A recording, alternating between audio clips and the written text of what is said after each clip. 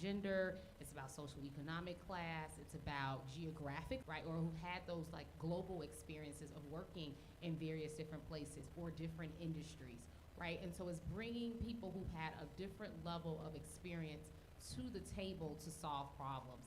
And to me, that's when you have more fun at work. That's when you get the best ideas.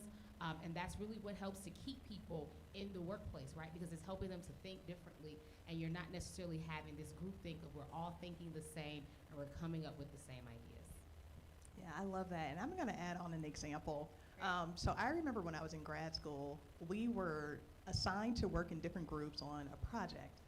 And our group just so happened to be the most diverse group. We had individuals who were from different parts of the world. We had people who were studying in different areas. And what was interesting is even though we would have a lot of different opinions, we had a lot of different perspectives, we ended up having one of the strongest projects.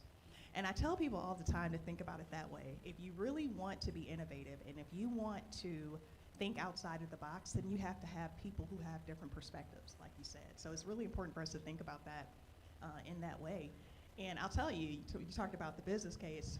I have yet to meet one CEO who says, you know what, I don't care about the bottom line, you know? So if we think about innovation and we think about creativity, and we know that diversity is the reason why folks are able to be so innovative and creative, then we have to think about the business case, right? Yeah. So we have to think about it holistically that way. So I'm curious, in both of your experiences, totally agree with what you're saying, and what's coming up for me is a lot of times we squash innovation and we squash creativity, and we don't create environments where it's open for that. So in both of your experiences, how have you been able to look through the filter we're talking through and open up or keep those walls down so people are raising their hands, they are speaking up, they are bringing these big thoughts to the table and not being influenced by groupthink or fear?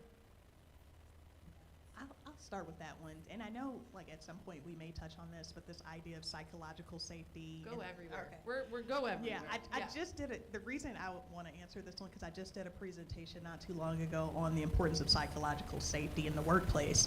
And so what that does is it creates an environment where people feel like they can push the envelope without being reprimanded or without being excluded. And so I think in order for that to happen, it's really important for leaders and organizations to set up a culture where folks know that they can do just that. Yeah. They feel like, okay, I know I can show up as my authentic self, I can come up with some innovative ideas, and there won't be any pushback per se. So we have to create that culture. Yeah, it's true. And just to add on that, you know, oftentimes, like we're in rooms and you always see like the same people talking all the time and they're always giving their ideas.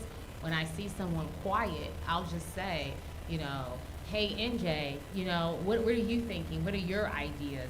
And I'll therefore bring that person to the table. And I learned that from one of my leaders, because when I first started out at this one firm, I was the youngest leader there. And then I was also a woman of color and the only woman of color in the room. And so I was representing so many different groups, and I didn't know when it was appropriate for me to speak and when it wasn't. And so sometimes he'll say, Jasmine, I really feel like you have an idea in your head. Mm-hmm. You want to share it with us. And I said, actually, I do, right? Mm-hmm. And it made me more comfortable to the point where I would now start off saying, I have ideas, I want to share them. And they're like, okay, girl, be quiet. So I think that oftentimes we have to invite people to help them to feel like they do belong and to feel like the environment is psychologically safe. And then always, you know, I welcome people's ideas and I thank them for their ideas, even if I'm not going to use their idea at that time, right? But then if I do notice that we're going to use the idea maybe 6 months later or something like that, I'll bring it up in the meeting. You know, MJ brought up a really good idea 6 months ago, and 6 months ago it wasn't appropriate, but now where we are in this phase in the organization, it is. So thanks again for that idea. Let's move forward with it. Great, that's awesome. Yeah, I think while you guys are talking, some of the things that have come up for me as well is, you know, as leaders, we're guilty of always just solving the problem for everybody when they come to us, right? How many times in a meeting is there a pregnant pause and you let it just stay quiet?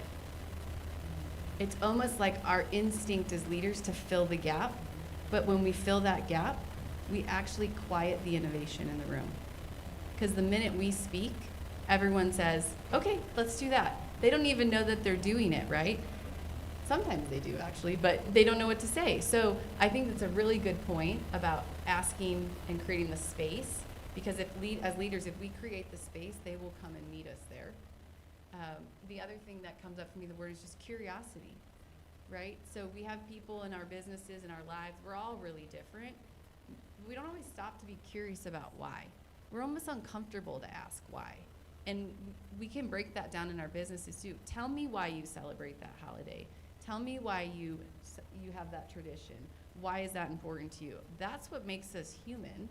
And we've almost gotten away from being human in our businesses, and now it's coming back online, which is why a conference like this wants to have an open dialogue about diversity in business. So great points. Thank you so And then much. can I just add something? Yeah. So I know everyone thought that COVID was very disruptive and a lot of bad things about COVID, but I would say that COVID really taught us the importance of embracing technology.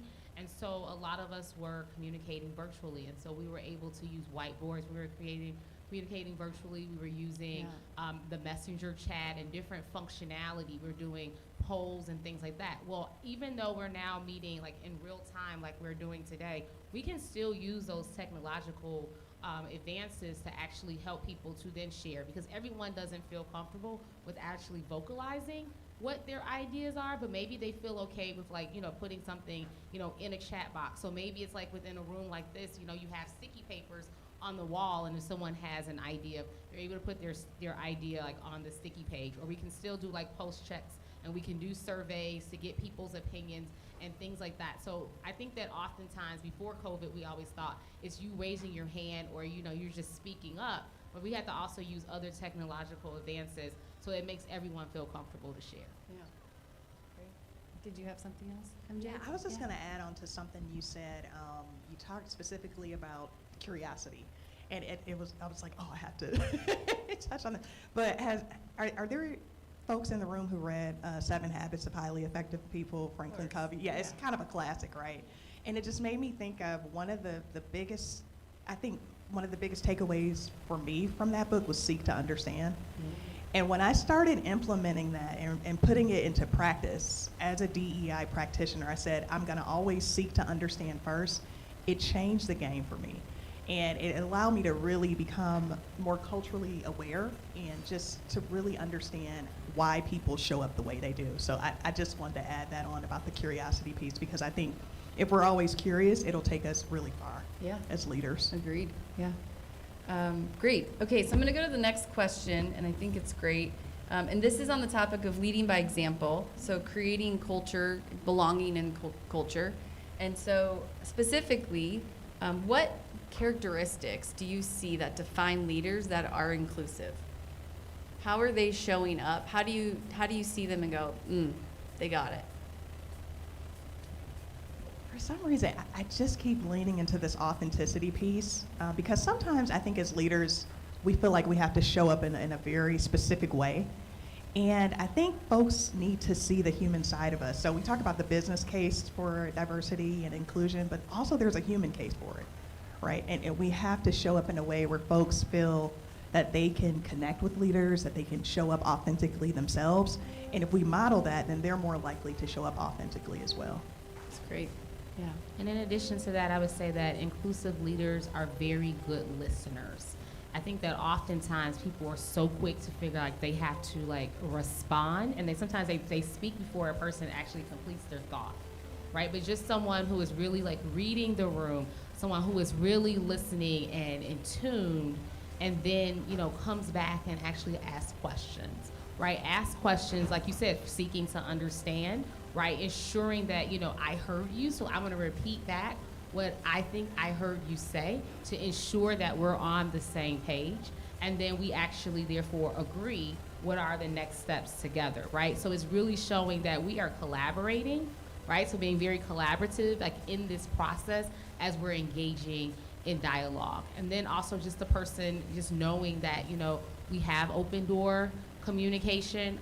We may not always agree, and we can agree to disagree, and we can do that respectfully as well. And I kind of really learned those tenets through Crucial Conversations. So if you haven't read the book, read the book because it really helps you in terms of conflict and to be more inclusive. It allows you to also be a little bit more authentic in how you show up as well, because of course you can flex your style to be the person who you really want to be, but you can still kind of follow some guidelines to kind of really remember when you are having that dialogue. Great. Thank you. Yeah, it's really good. Okay, so we kind of touched on this earlier. You threw it out there, but we didn't talk about it. How do you create psychological safety inside of teams, inside of companies, inside of conversations when you're meeting people? We did a little bit of it when we started, right? But how have you seen that play out? How have you coached people and implemented that in your own best practices? Yeah, so it's a lot of different ways, and structurally, I know a lot of different organizations are structured differently. So you may have a whole HR team, whereas you may have a company that's much smaller. But really, it starts with leadership. And I always say, anytime you want to implement something within an organization and you want to change a culture or you want to create a certain type of culture, you have to start with leadership, modeling this idea of we want our employees to show up and know that it's safe to bring your whole self. It's safe for you to share your different perspectives. It's safe for you to share your different views.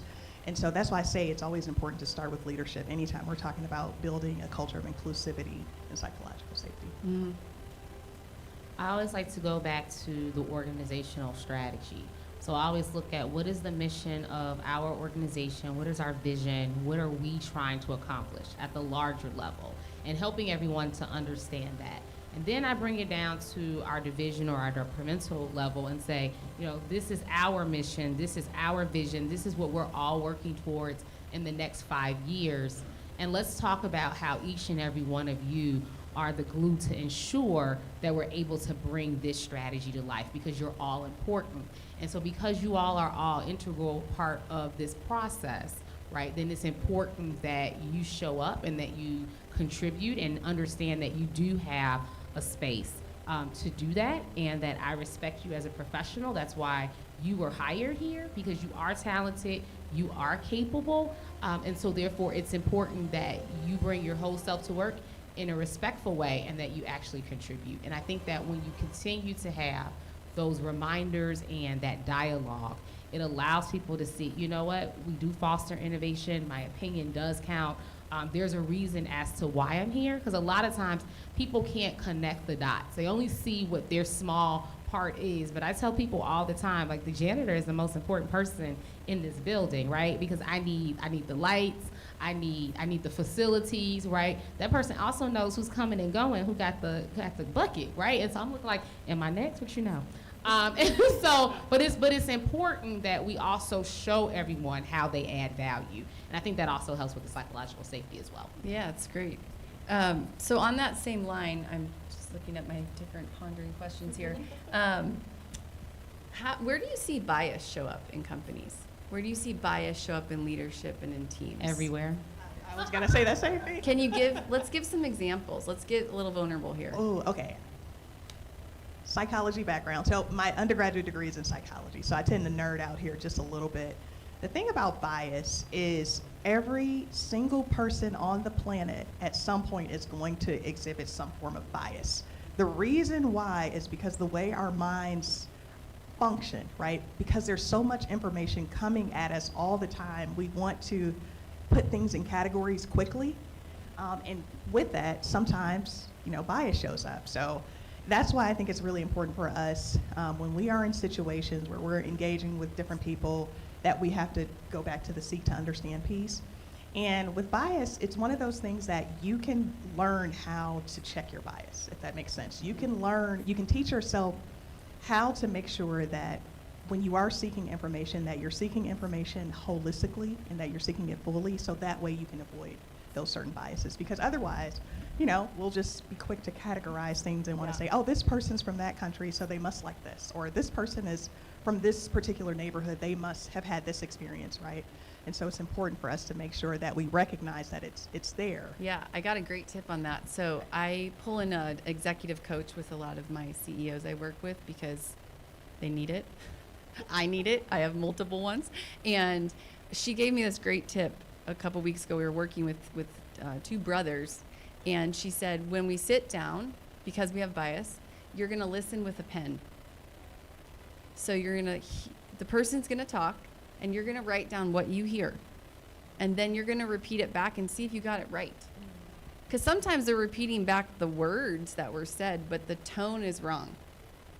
And so then the other person had the response to either say, yep, you nailed it, or let me provide clarity. And then they could respond to whatever they heard. And I thought, what a great tip of breaking down bias inside of our companies, inside of my marriage, right? So let's just go there. Like, my husband would love if I listened with a pen a little bit more often. So I thought that was a really cool tip, and I think it's speaking exactly to what you're saying. And so how do we figure out ways to do that, right? Because we can talk about it and we can exude it and want it, but like, what tips can we give? And that just came up for me while you were talking. So Yeah, so a couple firms ago, I used to do something called like inclusive nuggets. And so just sending like tips like once a week, because we understand that we all can only digest like so much. So yes, you can go to unconscious bias training, you can go to inclusive leadership training, and that's great, right? You learn about a bunch of like different theories and different types of biases and what have you. But it's like, okay, great, like how do I put this back into practice? And am I gonna really remember everything that they shared? Really, I'm not, but I got a certificate in my office. This is great. And so after you get back to your office, I'm gonna send you tips, right? And there's gonna be like in micro-size things that you can actually apply in the workplace. So I'll give you like some examples. So some examples would be, of how to interrupt bias. If you notice that there's someone who's always interrupting someone, as we're having a meeting, it's saying, you know what, MJ, I really respect your opinion. This is really great. However, Andrea actually brought that idea up, 15 minutes ago. So kudos to Andrea. Hey, maybe you two should collaborate on this idea. And so I'm not embarrassing MJ. I'm thanking her for her contribution, but I'm actually interrupting her and bringing Andrea back into the fold, who's thinking, I just gave that idea 15 minutes ago and she stole it. And now I'm giving them an opportunity to now collaborate. And so that's just like an example of like how I would give those types of nuggets about like how you can de-bias the workplace. Also when we think about like recruiting,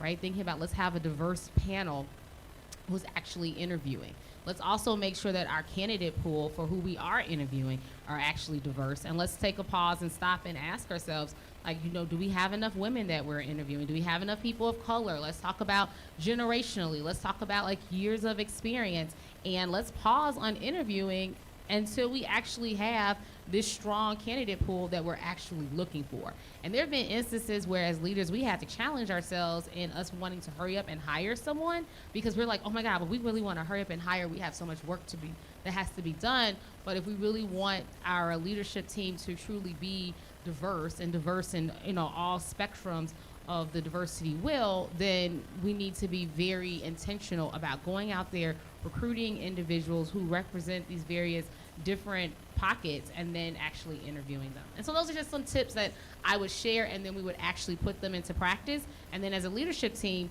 we would get vulnerable and we would talk about like, how did that make us feel when we actually put that into practice? Or what changes did we see on our team or through our client work? Let's bring it back to revenue. Like, how much more money do we think we made because, we did these small little things, right? And so we would have these conversations that also then encourage other leaders to say, okay, I'm gonna step up, I'm gonna try these different things, because again, it's gonna put more money in my pocket. And I think that also sometimes when you're in a revenue generating environment where people work on commission, in this particular environment, I was in a commission driven environment, then it really meant something to people. So we talk about that business case, talked about their pocketbooks. Yeah, that's when people really come to the table, right? I've never met anybody who says I want less money. I haven't found one yet. You won't. Especially my employees. And they deserve more money. Okay, so I'm going to jump down. I think this one's really interesting, and we were talking about it a little bit beforehand. Integrational and intersectional leadership, so embracing differences.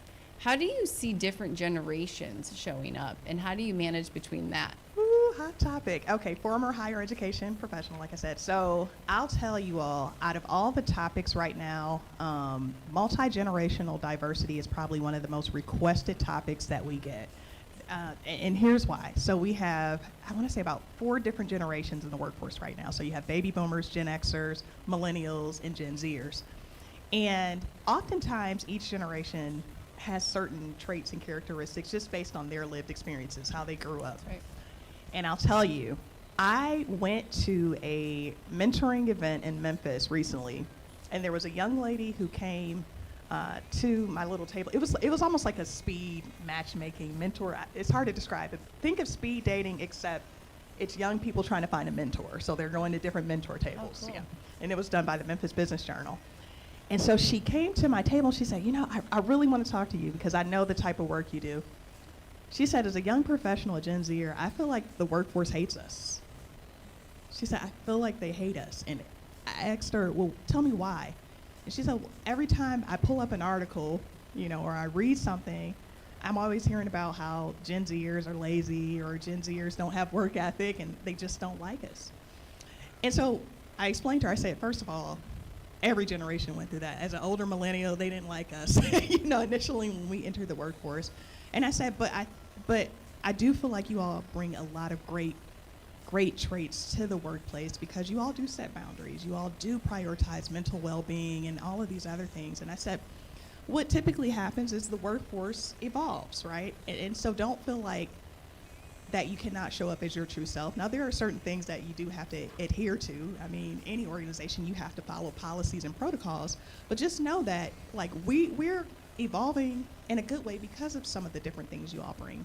So it's just a very interesting time, I think, with all the different generations in the workplace. And I think it's up to us to make sure that we're creating an environment where folks feel included, and they're still, like I said, following protocols and processes and stuff like that. But we have to be very mindful of the words we use when we're interacting with different professionals, especially because I could tell that really lands. She took that personal. It lands, right? yeah. So in my line of business, where we see it a lot, is we have lots of generational shifts happening in families, and similar to the workforce too. But the older generation will have the bias that they just don't get it. They don't know, they don't get it, they haven't put skin in the game, they grew up in the business, they've only had my credit card, which is all true, right? It's not untrue. Then the next generation is like, they raised me like this. What am I supposed to do? Not be raised by my family like this? So as leaders, we project out, we reflect back what we're projecting out, right? So to your point, I do think there's bias out in the marketplace right now on this younger generation workforce. And my response is, this is the workforce. So what have we done to create what we don't like, if we actually don't like it, or are we just being curmudgeons? And what do we want to pull out and cultivate, like what you're saying? So I think it's really important. And baby boomers are on their way out. I'm sorry for baby boomers in the room. They're aging out. We can't help it. Nobody actually makes it out alive. No one's done it yet, right? So there's a new wave of business ownership, of entrepreneurship, of leadership happening, and we're either going to get on the bus or you're going to get passed by, because there's a lot of people who want to be on the bus. All of you who are in this room want to be on the bus, right? You're listening to a very impactful conversation. So that's great. Do you have anything on that? Okay, great. Okay, next up, how are we doing on time? Kind of monitoring ourselves. Are we okay? We're okay. We're going to keep going. Okay, so 10 minutes, yeah? Okay, so I want to ask you a specific question because you had brought this up. So Jasmine was earlier saying about how our workforce has changed, right? We're not just going to the office every day. During Zoom, we got to be innovative on these electronic whiteboards that we were sharing screens with people. My clients now listen with a pen, and then they just send me their notes from their pad, right? Like, it's amazing what technology has offered us and makes available and allows us to be efficient. How do you bring in that kind of inclusion and diversity aspect when you know you're working in these multi-dimensional workplaces now? Here's the thing, it's so multifaceted because like right now there's an organization that comes to mind. They have sites in like 5 different countries, and they're always trying to think of ways to stay engaged. But I think going back to that technology piece, making sure the workforce leverages that. How are we staying in communication? Are we able to effectively collaborate in a way where even if we're not in person, we can still feel that sense of connection? I think it's a complex answer, and sorry, I don't have a super clear answer on it, but I do think it's something that we have to think about and constantly prioritize if we want to retain good people. So we do have to think about it from a workplace culture standpoint. Great. Yeah, so this one's a hard one. So I love technology, but I want to make sure that we're not taking the people out of the technology. So that's why I always caution when I say let's utilize technology. I don't want people to think that's replacing people. But I think that, that's the first thing. Number 2, I would say don't be too reliant in overusing technology. So I think that a lot of times we get a lot of different tools at our disposal, and we think that we need to use all of them at the same time. Yeah. And so I like to always talk to people within the organization to talk about how we use these tools, when we use these tools, when it's appropriate and when it isn't, and sometimes just going back to just being really old school. And what I mean by also being really old school, it's also sometimes just picking up the phone, right? So understand there's a time and place for all this communication, and sometimes it's just important that we just have that dialogue so that I can understand your voice inflection. It's great if I can even see you, right? So that I can see your body language.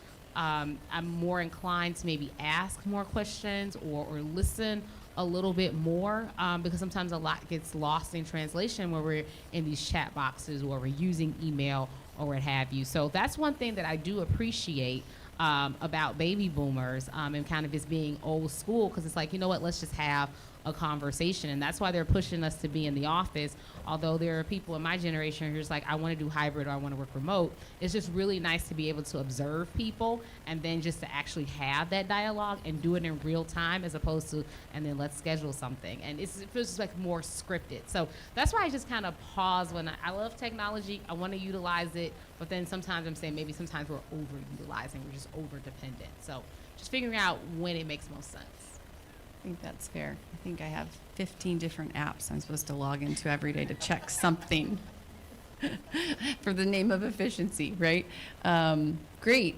So as we're kind of getting to the end, and then we can pause, and if anybody in the audience wants to say something or comment, we welcome it. If you had to leave the room with one of, what did you call it earlier? Little nugget. Little nugget. Little nugget. If you had to leave the room with something, and they walk in, they say, oh my gosh, I'm so glad that Jasmine and MJ shared that with me, what would it be? I'll address this elephant, because just thinking about where we are politically and thinking about the climate right now, because there are a lot of folks who question whether or not diversity, inclusion, equity, accessibility, if it's work that we should continue. And I just want us to remember that people will always be at the center of our organizations, no matter, and that touches on what you just said about the technology piece. And if we really do value human capital in our organizations like we say we do, then there's no way we can't think about the different diverse needs of the folks who show up in our organization. So I really felt like it was really important to address that, because I know there's a lot of different views on inclusion and diversity work right now, but I want us to always remember that if people are truly at the heart of our organizations, then we have to think about all of the different unique identities that they bring. Great. And then just to build upon that, I don't call it diversity and inclusion. Actually, I stopped calling the work diversity and inclusion maybe about 7 years ago when DEI wasn't really a threat, but I call it culture transformational work. And so I always say we all want to leave our organizations in a better place than when we found them. And if we want to do that, then we need to make sure that people feel like they are included. We want to make sure we have diverse perspectives. We want to ensure that there is psychological safety. We want to ensure that we do have allies who are advocating for people who are speaking on their behalf even when they're not in the room, and we want to ensure that we have opportunities for people so they're able to realize their full potential so that we can, really drive revenue in our organizational goals. And so that's really why I call it culture transformational work. And if you really think about that, therefore that is the business case for diversity and inclusion. Great, thank you. Yeah, a little on that one. I'll end it with building upon what you two just said.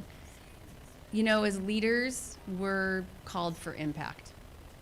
At the end of the day, that's part of our purpose. Maybe not our only purpose, but it's a big part of our purpose. It's why we put ourselves out there. It's why we risk so much.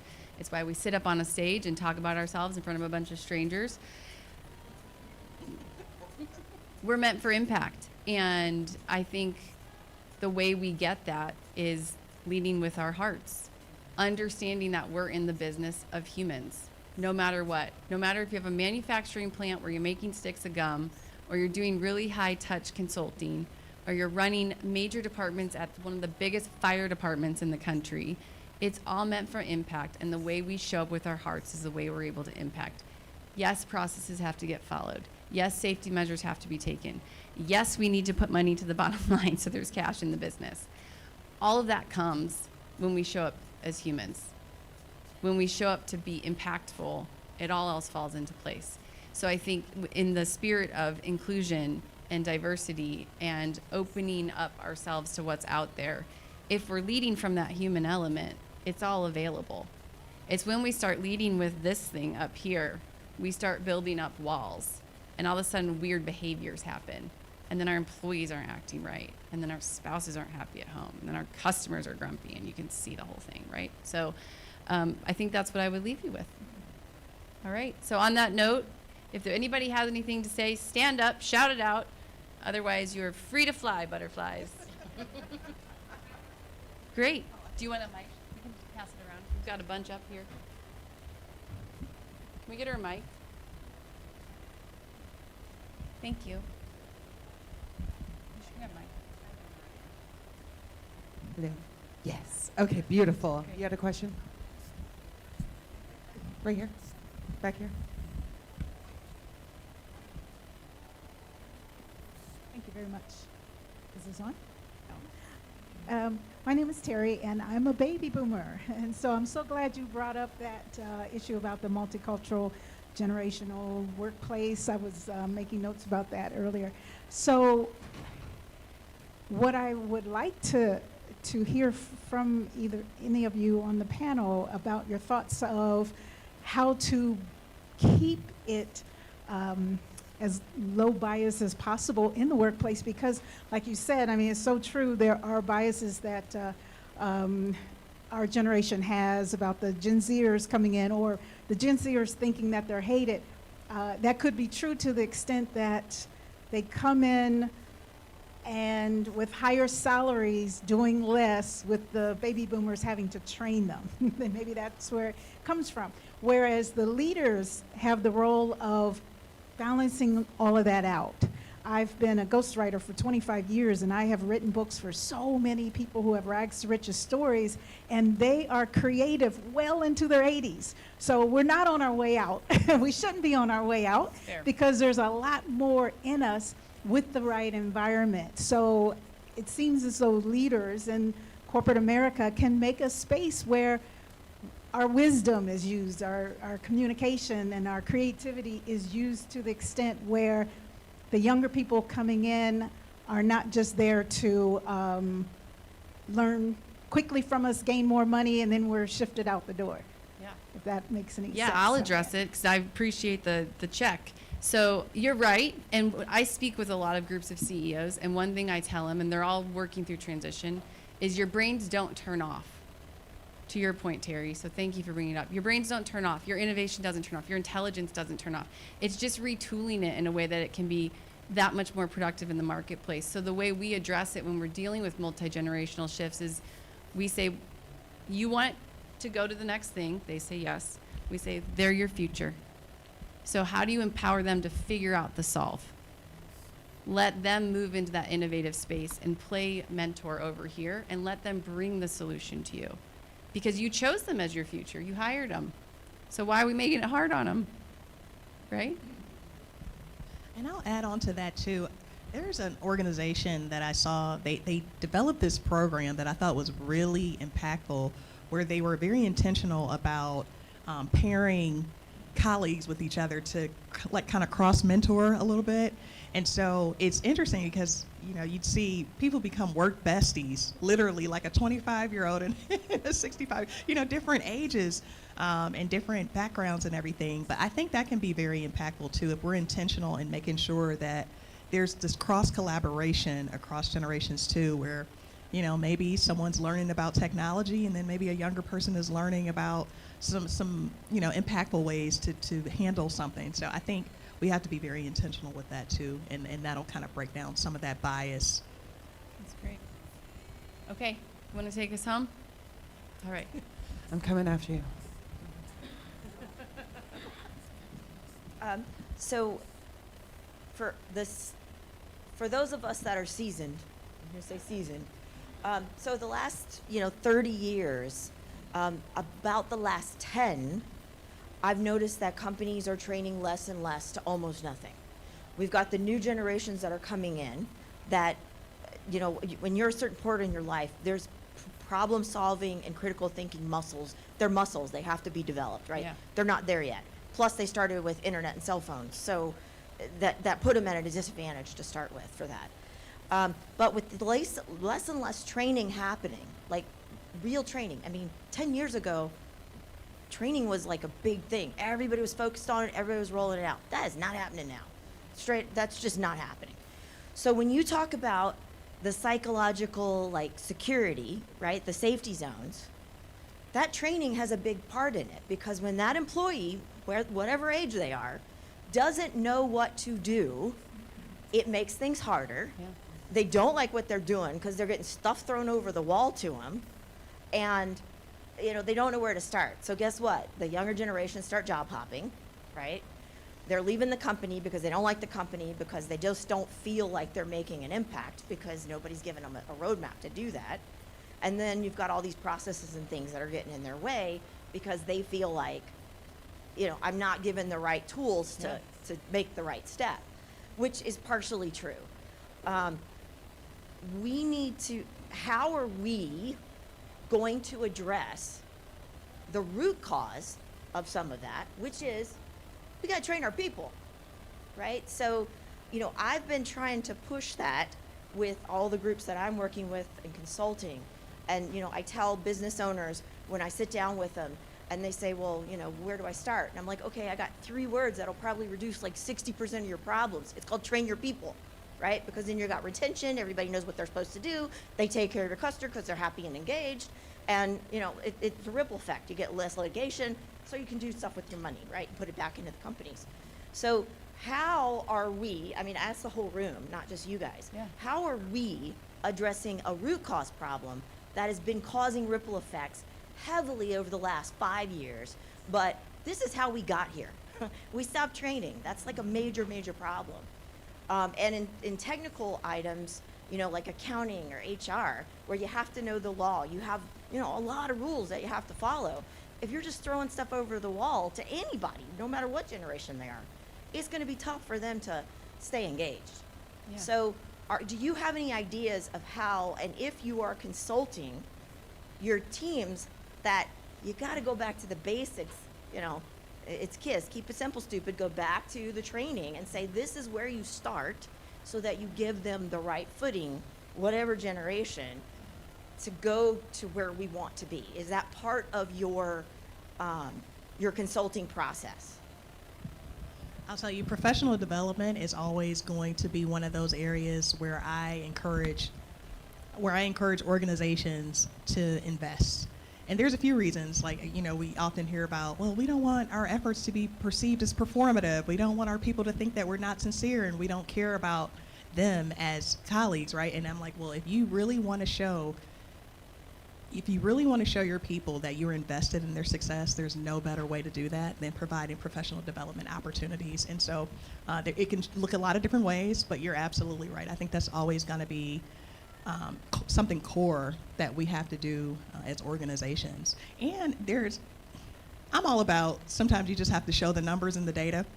If you look at the data and you look at folks who stay in organizations, usually you have higher retention rates in organizations that invest in their people, that send them to different conferences, that do trainings, because people feel like, oh, the company actually cares about me. They care about my development. So you're absolutely spot on. I do agree with you. Professional development is always going to have a place in organizations. If you want to retain good people, that is. Yeah. And then also, I would just also encourage people to empower your people to invest in themselves. So yes, I do believe that it is partially the responsibility of the organization, but as a professional, it's also like my responsibility to develop myself. And so giving your people, I guess, the tools that they can develop themselves. So whether or not it's giving them access to LinkedIn Learning so that they can learn different things, or, you know, providing different tools so that they can learn, but also just empowering them to come up with ideas on how is it that they best learn. Because, you know, now we start talking about neurodiversity and understanding that people do learn differently. You know, the traditional ways in which corporations use to train people may not be applicable. And so maybe it's just having a budget just to say each employee has $2,000 per year. You come up with your own like educational plan to sell me as to why this would be beneficial for the organization, because maybe it's for me just to have an opportunity to be on a TED Talk, right, which is different from you who actually wants to go to a conference, which might be different from you who actually wants to go to an in-class training, right? And so just understanding that we all learn differently, but giving us that ownership and that empowerment to say, you know what, you're in control of your own destiny, you know, we'll help you, but you kind of figure out your own educational roadmap too. I love that. But it comes down to investment. Like we Oh, have yeah, to be you gotta willing. invest. You'll have to we have to invest, be yeah. willing to invest in our people, even if no matter how that professional development looks. Yeah, we and have I'm to a put big the- fan is a lot of times I think we're missing it in our firms because we don't know how to do it. Yeah. So there's lots, you've got consultants all over the room, right? In whatever discipline you need, don't be, you'll never regret the dollars you spend for taking care of your people, whether it's coaching, whether it's a certain section of your company that you're not an expert in, get a professional to help. They'll totally help. And it will keep those walls from building up inside. So it's a great point. Thank you for bringing it up. One of the first places they cut, when you have to cut budgets, guess what? Professional development. That's right. We got to flip this, guys. We got to change this. So Good question about gatekeeping. I like that one. Any other questions, you guys? Questions? No? Don't be sorry. All right. all right, we can Thank you all. fly. Gorgeous. All right. Thank you. Thank you, ladies. I do got to say, I'm a little biased seeing all women up here talking about diversity. Whew, that felt good. That felt good. Thank you, ladies. But what a fantastic start to our day. A big thank you for our panelists and our mediator for sharing their insights in building inclusive leadership. So let's give them a big round of applause, please. Good job, ladies. So now our next keynote speaker will take us through her journey of breaking barriers and setting new benchmarks. Her story is a testament to what we can all achieve with unwavering dedication to her resilience. So in this keynote titled Chasing the Impossible, How Anyone Can Break Barriers with Consistency and Resilience, Rochelle Rutherford, our esteemed gold sponsor and CEO of Kids on the Move, which is a multi-million-dollar nonprofit organization based in Orem, Utah, dedicated to serving children with delays and disabilities, will inspire us with her experiences and the powerful outcomes of maintaining persistence in the face of adversity, my friends. So please, let's warmly welcome Rochelle to the stage. Hello.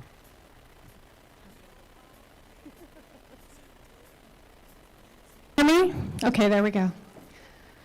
Good morning, everyone. I'm so happy to be here with you. My name is Rochelle Rutherford, and if you received a swag bag this morning, if not, go pick it up. You're going to receive a copy of my Forbes book called Chasing the Impossible. So I hope that you'll take time to read that, and I hope it inspires you to go after your big dreams and to chase down the impossible. So this morning, I want to share with you, with your permission, a little bit about me so that you can learn where I've come from and where I am today. So is this working? Okay. As a child, I was actually abused and abandoned by my parents. And at the age of 16, I found myself laying in a hospital bed. I had attempted suicide. I was an athlete. I was on dance company. I thought I had the whole world at my feet. And I didn't in that moment. And after spending a year homeless, waking up in the hospital, I thought, how in the world did I get here? How did I create a life where I would take my own life? And it felt like an impossible problem, an impossible challenge that could not be solved. And as I laid there in that bed, I thought to myself, this is not who I was created to be. I don't know if any of you have had moments in your life where you've looked at your life and you thought, I was not created to be this, or this is not good enough for me, or I know that I'm meant for more. And so if you are a person that knows that you're meant for more, I hope that you will hear and open your hearts today for the message that I have for you. And with that, I'm going to require that you need to be open. So, what's the opposite of being open? Closed. Okay. So, being open means you're open to receive, and you're open to learn, and you're open to be maybe taught something new that maybe you haven't learned before. And so, with that, will you please turn to your neighbor and say, I'm going to be open. And if you have someone to the opposite side, which you may not, say, I'm willing to receive the message that's specific for me today. Excellent. Thank you. You guys are a great crowd already, so thank you. So with being open, what I want to ask you today is, where do you want to be? What seems impossible for you today? Well, starting from that hospital bed, I decided I was going to be the creator of my life, that I was going to create exactly the life that I wanted to have. In that moment, I didn't know how. I didn't have any money. I didn't have a place to live. I didn't have the education that I needed. I was still in high school. But I made a decision that what I was going to do was to change my life. And so I am a believer in a higher power. To me, that's my creator. To you, it might be someone different. But I asked the question, I said, what do I have to do? Who do I have to be to create the life that I need and the life that I want? And the answer came, and it was get an education. And in my little 16-year-old mind, I thought, okay, that makes sense, you know? Maybe I'll learn a couple things. I'll go to school. Maybe I could get a job. Maybe I could get an apartment. And it seemed to make logical sense. And so with that, I started pursuing after the things that were important and the things that would create my life. Now, statistically, if any of you have heard of the ACEs study, Adverse Childhood Experiences, it's ranked from 1 to 10. And at certain levels, you'll have most likely be subject to various diseases, like as far as like maybe cardiovascular, cancers, those types of things, greater risk at teen pregnancy, greater risk at homelessness, drug abuse, mental health, all of those types of things. So from a 1 to 10, I was actually ranked a 7. So statistically, I did not have statistics working for me to have a positive outcome for my life. And that was going to be a challenge. But having that goal and having that mission to finish my education, that set me up to stay laser focused on a goal that I had, where I could have easily been derailed by so many different things that would have pulled me in different directions that would have not been for my highest good. And so with that, I asked myself this question: how could I possibly fail? What are the roadblocks and barriers that would cause me to fail? And I thought to myself, okay, if I turned in every assignment, then possibly I could, pass my classes.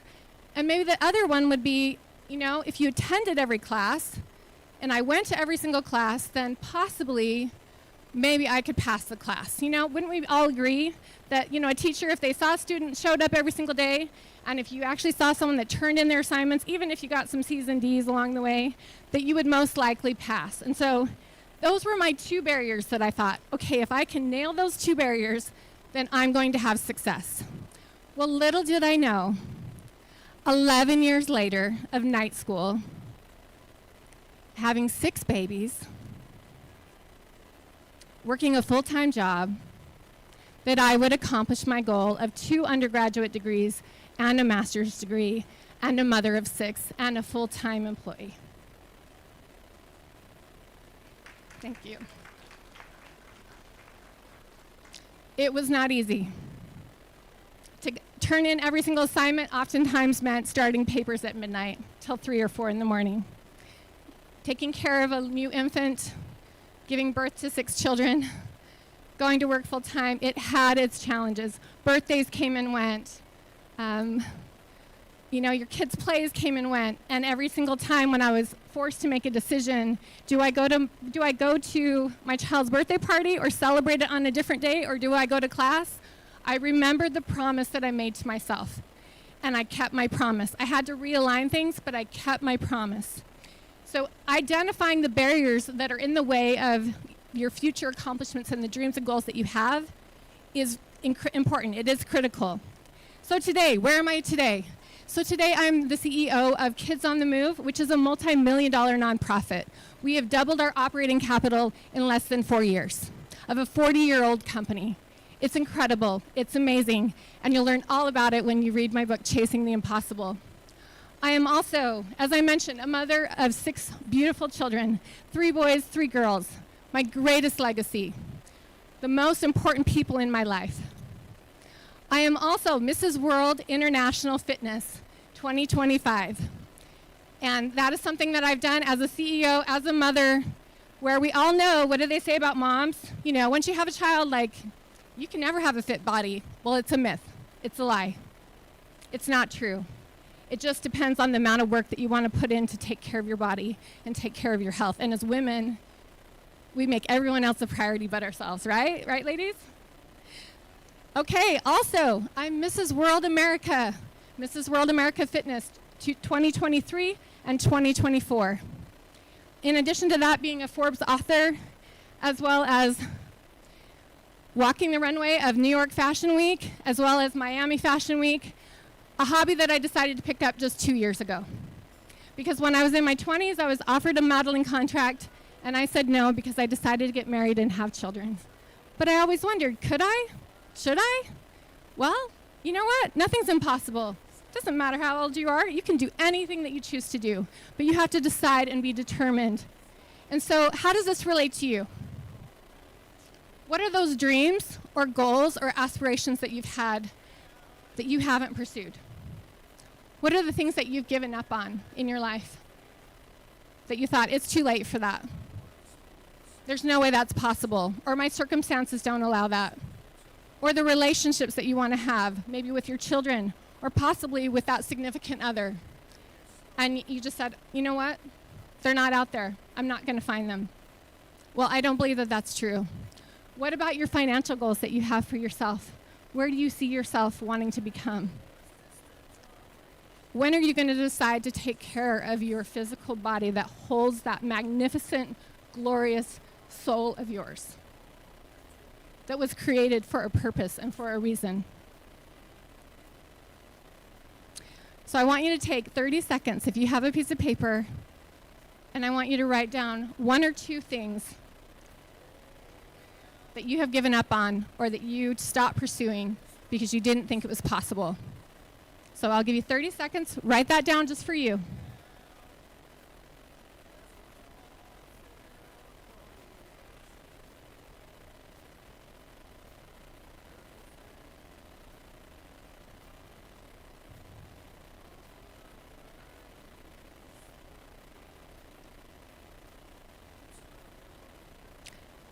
Okay, so keep that in mind as we continue forward. So 2 years ago, I saw a Facebook ad that came up, and I saw a bunch of women, and they were carrying these really heavy sandbags. And they kind of had messy hair, they were all dirty, and they were climbing up and down a hill. And I thought, you know what, this is interesting. Who are these women? Who would go out in the middle of the sand and sand hills and just physically carry sandbags and have some large Polynesian man yelling at them that looked kind of like The Rock. And I thought, I got to do that. And so I made my way to Destin, Florida, and I met 8 other women who were from around the nation who also decided that for some reason they needed to go have this experience. You could kind of say it's maybe like a boot camp, but about a 4-day boot camp with like no sleep, and if you wanted to have every piece of your body aching by the end of the day, you know, that might be for you. But I felt really called to go, and I didn't know why, but I just felt really called to go. So on the first day, we were probably about 6 or 7 hours in, and we were running in and out of the ocean. We had to run into the ocean, rinse off all the sand, run out of the ocean, cover ourselves with sand in our hair, all over ourselves, fully covered. And if we didn't fully cover ourselves with sand, we had to go back into the ocean again, run back to the beach, and we did this for about 6 hours. So you can imagine the fun and the thinking that I might have had at that moment of, what in the hell am I doing here? Why did I sign up for this thing? What was the point of this in the first place? But he asked an important question. And he asked the question, what is it that you want? You came here for something, and I'm going to make sure, and I promise you, that you will leave with the thing that you came for. And we were all in charge of deciding what it was that we were coming for. And I wasn't quite sure. I was thinking about it, and I thought, what do I want? I feel like I've worked, towards a lot of my goals. What do I want? And on the very first night, it was probably about, I don't know, maybe midnight. And one of the coaches sat there with a big, bright flashlight in my face and said to me, what is it that you want? Why are you here? And he's like, why won't you just show up and be powerful? And I thought to myself, like, I am being powerful. I'm here doing this hard boot camp, and I've been doing hard things my whole life. And he looked me in the face again and shined that bright light and said, when was the moment that you stopped being powerful? And it like hit me out of the blue. And I thought to myself, the moment that I stood up to my father and I told him he could not abuse me and my sister any longer. The moment I stood up to my mother, who didn't stand up for me and abandoned me and left me homeless. When I spoke up to them and I said, no longer is this going to happen, what I realized in that moment when that flashlight was shining in my face was, if I am powerful, I lose everyone that I love. So think about that for a second. That relates to me, but how does that relate to you? I want you to think about in your life, when was the last time you were powerful? And when I'm talking about powerful, I'm not talking about, being a jerk to everyone and thinking you're better than everyone, but I'm talking about where you totally owned who you are, the essence of your being to your core, and you show up being authentically yourself and in your full belief that you are amazing, that you can do impossible things, that you can change the world. When was the last time? Maybe you were 5? Maybe you were 7? When did you dream big and think big, and then one day you thought, that's not for me? Or I guess that was a dumb idea. Or maybe it wasn't that important. So take 20 seconds and write down maybe a brief sentence of when was the last time you were powerful? And what age were you? And I want you to think on that.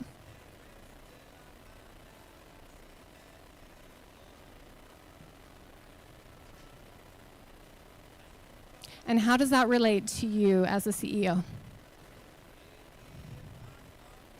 And where are you not showing up powerfully for your company, for your employees, for your family, for your physical well-being, your health, and your nutrition, for your relationships with your children, with your spouse, or your significant other?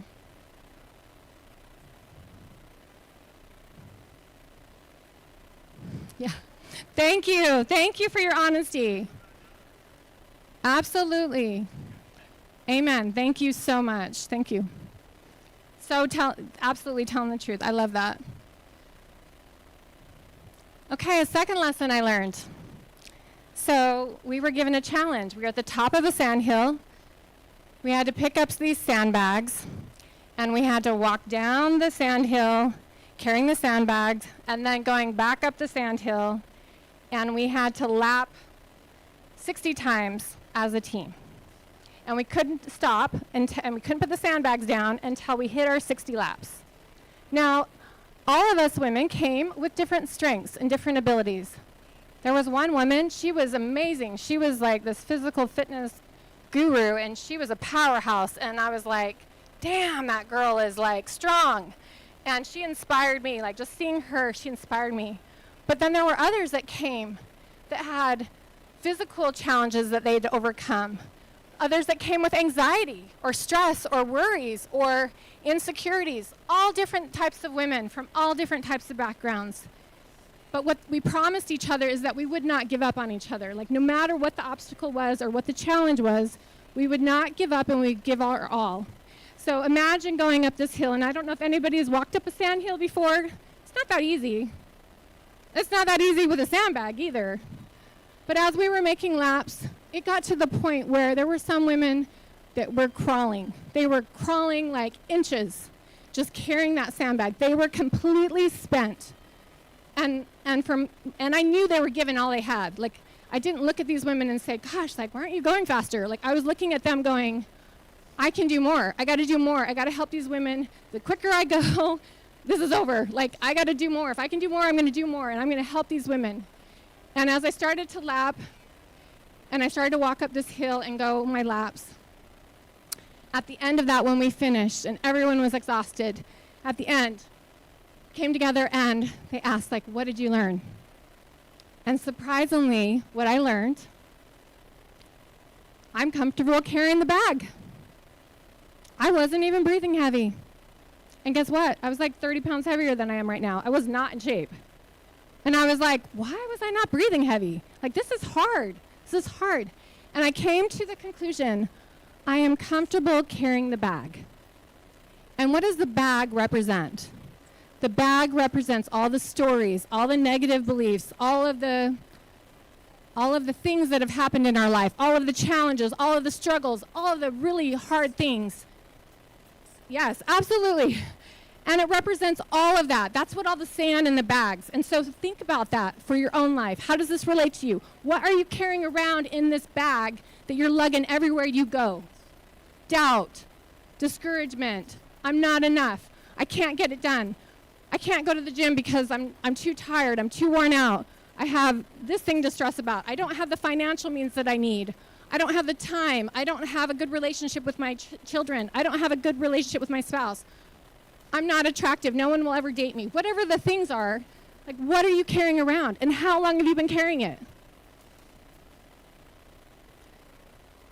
So for me, the aha was, yes, I was comfortable carrying the bag, but what if I dropped the bag? What if I dropped it? How could my capacity expand? If I've gone my whole life carrying this bag, then what could I do? If I dropped it and I picked up something else, maybe something amazing, maybe something I could give back to the world, maybe there's something I could do that would be powerful and amazing and change someone's life because I dropped the bag and I stopped believing that I had obstacles or challenges that I couldn't push through. So I'd ask you to take 20 seconds. What are you going to drop that's in your bag that you've been lugging around for how many years?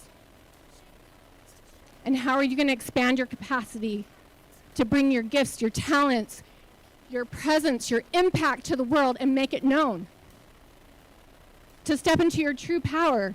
Because guess what? All of those experiences are your superpower. All of those challenges that you've gone through, all the anxiety, all the stress, all the worries, all the negativity, it's a gift. My circumstances that happened to me as a child, it was a gift. And believe me, it took me a long time to get there. I'm not saying that, like, that it was easy or that I didn't have to do a whole heck of a lot of work to get there. But it was a gift. And now I can do really, really hard things because of that gift. So take a moment and write down what's in your sandbag that you're carrying and what could you drop. And maybe a question that says, how can my capacity increase if I drop it? And I hope you'll come back to that and really ponder on that question. So I'll give you just 20 seconds.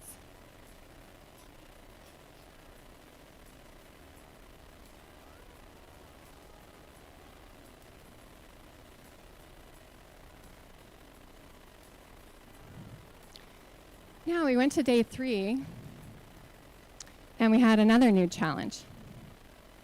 We got to take our own sandbag, and we got to load up our own sandbag with our own sand that we thought really represented all of the things that we were carrying around. You know, so we filled it with sand, and I was like, how much are we supposed to fill this up, you know? And he was like, well, whatever you think, you know, represents what you've been carrying around. You know, and some people might want to load it up a little lighter. Others might, you know, feel like they have a lot and they want to load it up a little heavier. And I was thinking like, you know, probably 3/4 might be good. You know, that's probably, you know, aggressive, challenging, but not taking the easy road. And I kept asking the coaches, is that enough? Is that enough? And they're like, I don't know. What do you think? Is it enough? Is it going to be enough?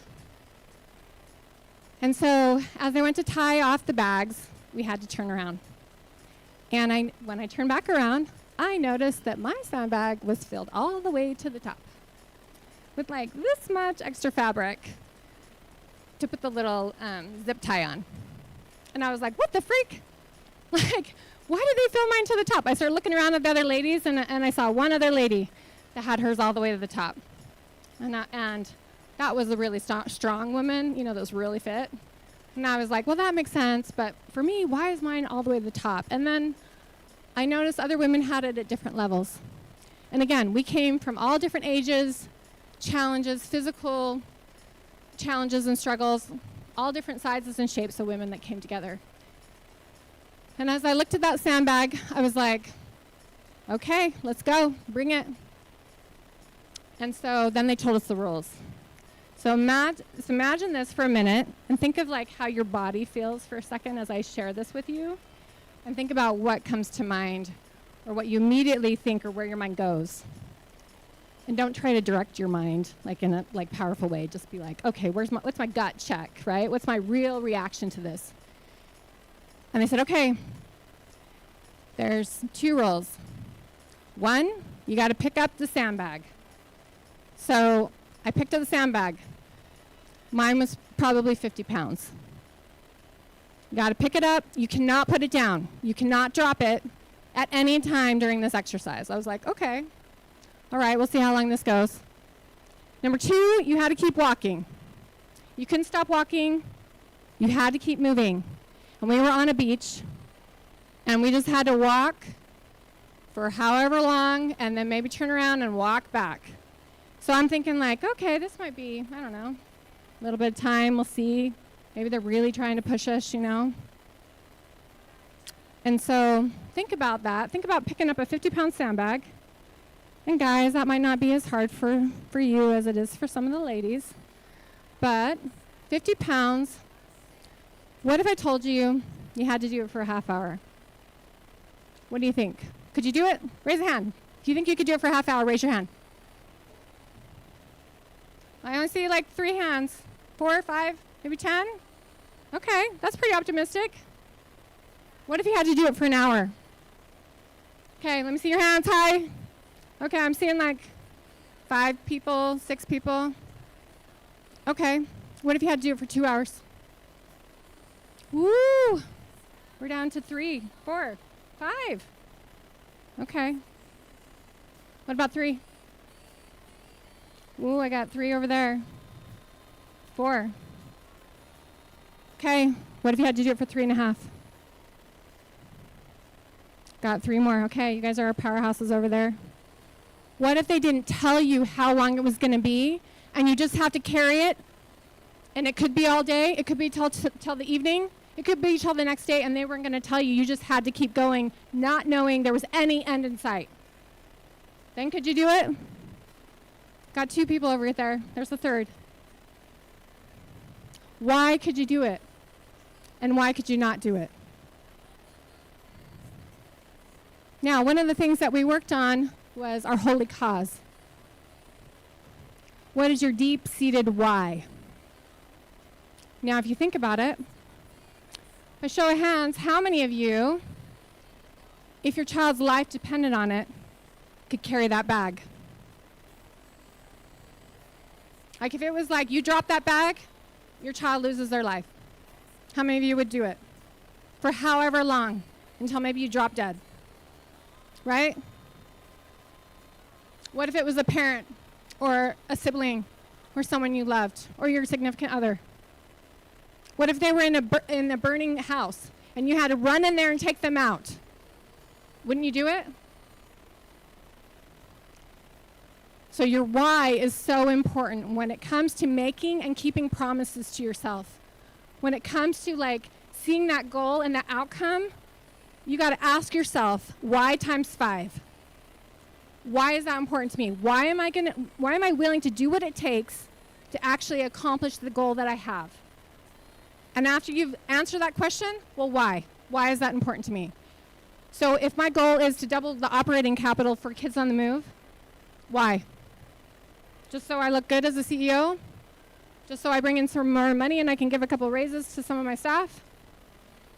Is it because if I double it, then I can actually double the amount of children that I help in this world? And why is that important for me to help children?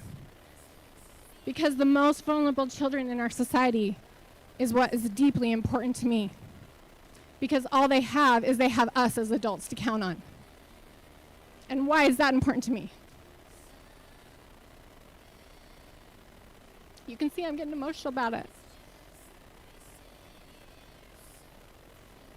Amen. They are. They are our greatest asset. And I needed an adult in my life to show up for me. And I didn't have that person in my life. I had to do it on my own. So I understand how important those people are. If you just have one person that believes in you, any child out there, they have one person that says you can do it, or I believe in you, or you have the power within you to change the world. You have the power in you to go after your dreams. That child will soar. And so that's the why for me. So that's why I do the hard work. That's why I stay the late nights. That's why I empower my staff. That's why I fight for children and go to legislators and ask them to, have private insurance cover autism therapy, which was not a law 10 years ago, 11 years ago in the state of Utah. That's why I do the things that I do. So when you set a goal and you set an intention, you got to go deep. You got to go why times 5, or you're not that committed to it. You look at your health and your fitness, you got to ask yourself why. So when it gets really early in the morning and you've been up working till 10 or 11 at night, and the alarm goes off, and you're like, I got to remember why this is important to me, so I can reduce my stress, so I can reduce my anxiety, so that I can put me first and be the most powerful leader I can be for my company. I got to take care of myself first so that I can have so much more to give to others. So any goal that you set for yourself, whether it is professionally, financially, physically, relationships, or whether it's for your spirituality, you got to ask yourself, why times 5? So that when you say you're going to do it, you follow through and you do what you say you're going to do. And you honor and keep those promises to yourself. That's so critical and so important. So in closing, 2 other principles I want to just share with you. 1, you got to reverse engineer into your goal. And you got to break it down annually, quarterly, monthly, and weekly. And you got to be honest and tell the truth. Did I do what I said I was going to do? And you got to focus on 5 high-value targets to make sure that you accomplish the thing that you did. And at the end of the week, you got to tell yourself, did I accomplish that or not? And why? Why did I not? And why is it must not be that important to me? Or I need to figure out really why am I working on this? But in closing, this is where it applies. I just flew in from Peru 2 days ago. 2.5 weeks ago, my appendix ruptured. And I was flying to Peru in less than 10 days. I spent 6 days in the hospital. The doctors gave me many reasons why I couldn't go to Peru. And I went down and I thought, Why is this important to me? Why am I going to go? Why does this matter to me? And then what do I have to do to be able to get on that plane and make it to Peru so that I could go help children in Peru? And I got on that plane. And when I got on that plane, I had the beautiful opportunity of visiting so many children, the hospitals there, people there, dignitaries, former president, president-elect, so many important people that could help impact change and help children with disabilities and delays. And I met Stefan. Stefan was a young man that was born with cerebral palsy, 13 years old, and lived in the high mountaintops, and his mom had no access to care or coverage or any type of services. They didn't have wheelchairs, they didn't have anything, just not even his basic needs, and there are no therapy services for children with disabilities in Peru. And as I sat at that mother's feet, and she wept and she talked about how hopeless her life was because she could never leave her house. She couldn't even transport her son. She couldn't even give him any vital therapy that he needed. I thought to myself, that was my why. That is way to Peru. Regardless of my pain, regardless of my challenges, that's why I'm here. And then I hiked to the top of Machu Picchu, just for fun. But I want to leave with you, chase the impossible. Anything is possible. You gotta know your why. You gotta be powerful. You gotta expand your capacity. And you gotta drop the bag. And you gotta fill it with positive, powerful self-talk. And you gotta set your goals and your dreams, and you need to go after them. And so I hope each of you will receive what I share with you today and make a decision of what you're gonna stop doing and what you're gonna start doing, and chase the impossible with me. Thank you. One more time for Rochelle. Woo, anyone else inspired, or is it just me? Thank you, Rochelle, for such an inspirational session. Your story is a remarkable reminder that spirit of perseverance can lead to us to achieve the extraordinary, so thank you. Have you ever wondered what makes a workplace not just functional, but truly innovative? Our next panel discussion on building and sustaining a creative organizational culture explores the pillars of creative organizational culture. So what strategies can leaders employ to inspire and maintain creativity and dynamicism with their teams? So join me in welcoming our mediator, Paul Stonek, founder and chief problem solver of Kick Consulting, along with a distinguished panel, and will reveal insights to promoting environments that spark innovation and drive businesses forward. So please welcome Paul.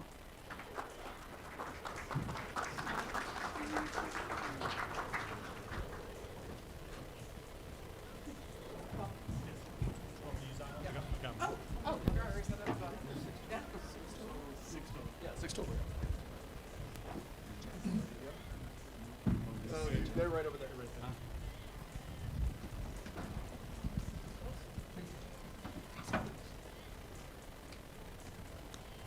Good.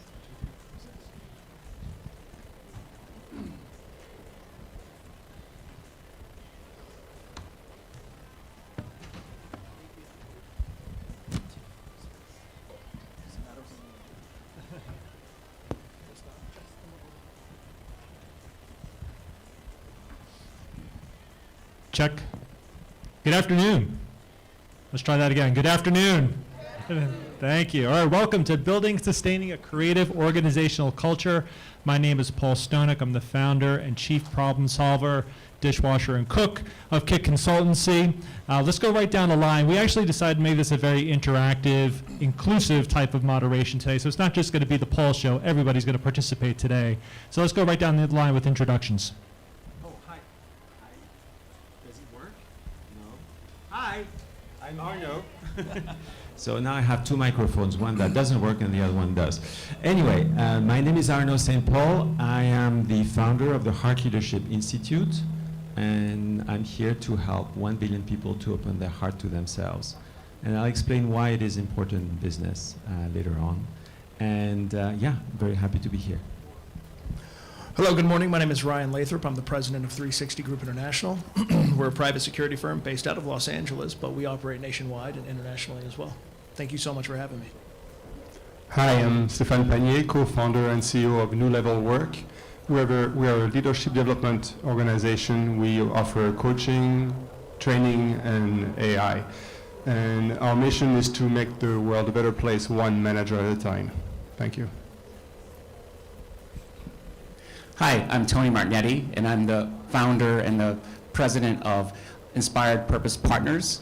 We're a leadership development firm who focuses on tech leaders to help them to make a big impact without burning out. We do coaching and leadership development programs, and I'm also the author of 2 books, and a 3rd one is on the way. Well, I have 15 books. No, I'm just kidding. In every organization right now, there's leaders that are trying to make change. And yet they find that not everyone is stepping up. Not everyone's getting on board. I'm the person who works with those organizations, those people, to help them adapt and adopt and really embrace change. I'm Jeff Skipper. All right, welcome panel, appreciate it.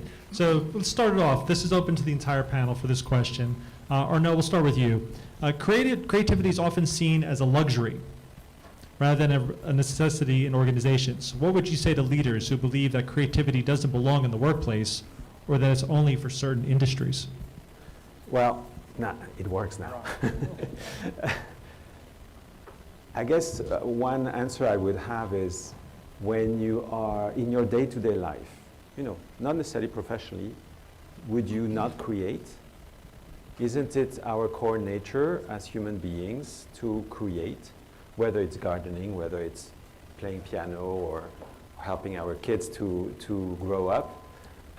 We are all creating all the time. So why would we exclude work from that?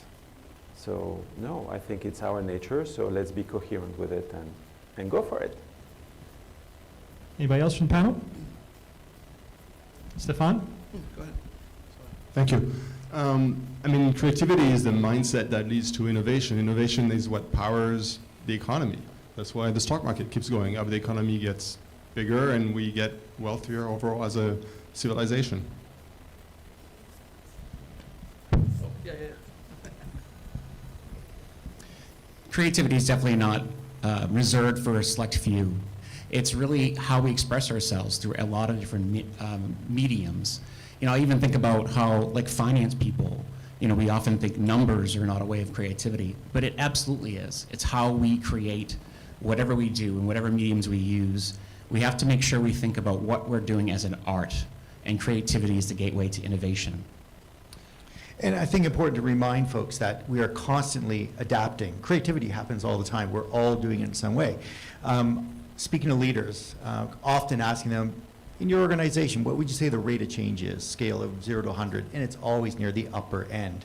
So we're constantly adapting. Creativity has to be part of that.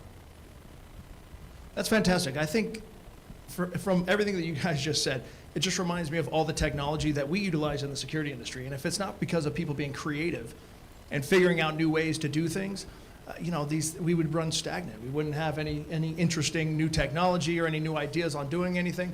I try to find it within our company as well. But I love the fact that everybody else out there also, the creativity helps to drive our industry specifically. Yeah, I love that. I mean, I spent the majority of my career in Fortune 500s, gritty startups. And I found out that everybody is creative. Everybody on the stage, everybody in this room, all you people in the back, everybody's creative. Most people just forgot. So it's true, right? If you go to any school, that's where creativity happens. For some reason, we forget how to do it down the road. Creatives are the ones that survived. We're the kids that survived and came out the other end and did okay, right? But look at it this way. Through all these years in Fortune 500s and gritty startups, design, without our partners, project or product engineering or name the other group, without it, it's really an art gallery, and vice versa. Without us, it's a parking lot.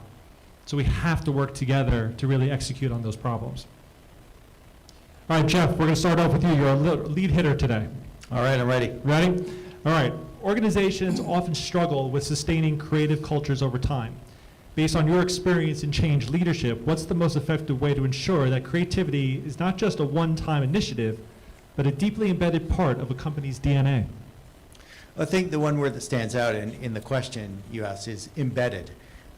So I always think of culture as the way we do things around here. It is the fabric of the organization.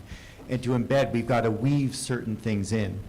So one of the areas I focus a lot on is what are the stories that are told within an organization, because they drive what people pay attention to.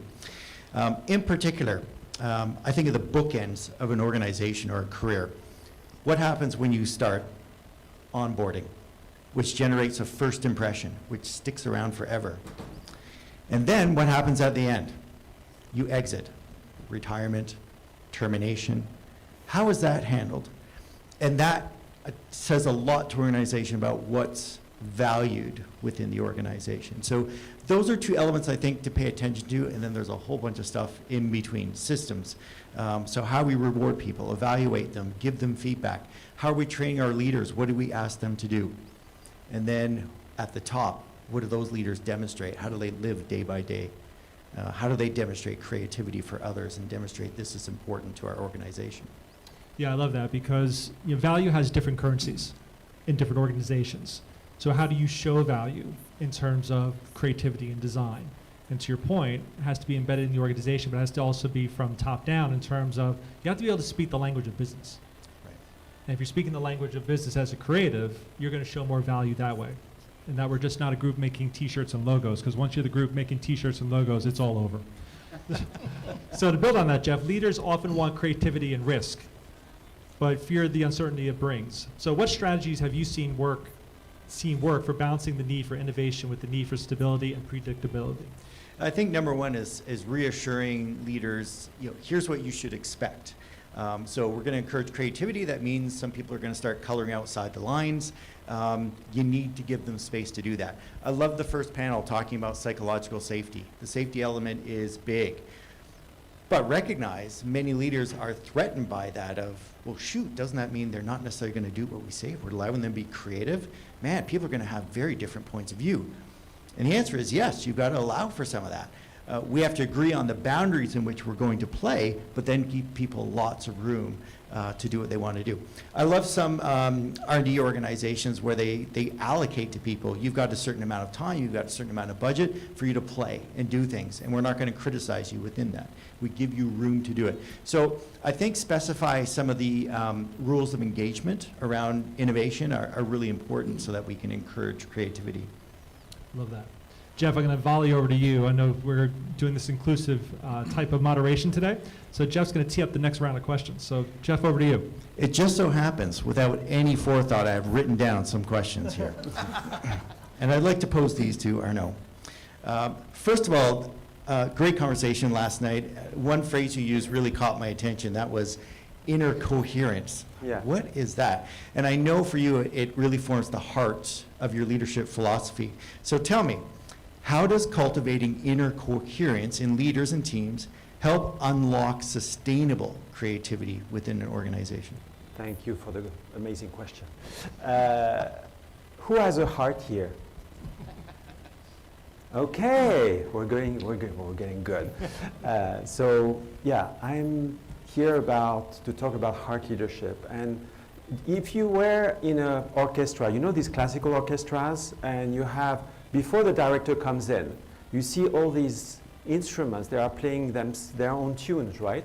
So it's a bit chaotic. Who feels more like that in your company? Please, Yes. hands. Yes. Let's be honest with ourselves a little bit. And in your company, does it feel chaotic or harmonious? Harmonious, wow, amazing. Who else? Hands. Chaotic, okay, at least one. Don't make us call Everybody's on you. perfect. But thank you. The thing is, coherence, inner coherence, creativity. Creativity happens when we are in tune with our heart. Our heart is the biggest engine we have for creation. It's the one that was born with us, right? That's what gives us life, creation of life.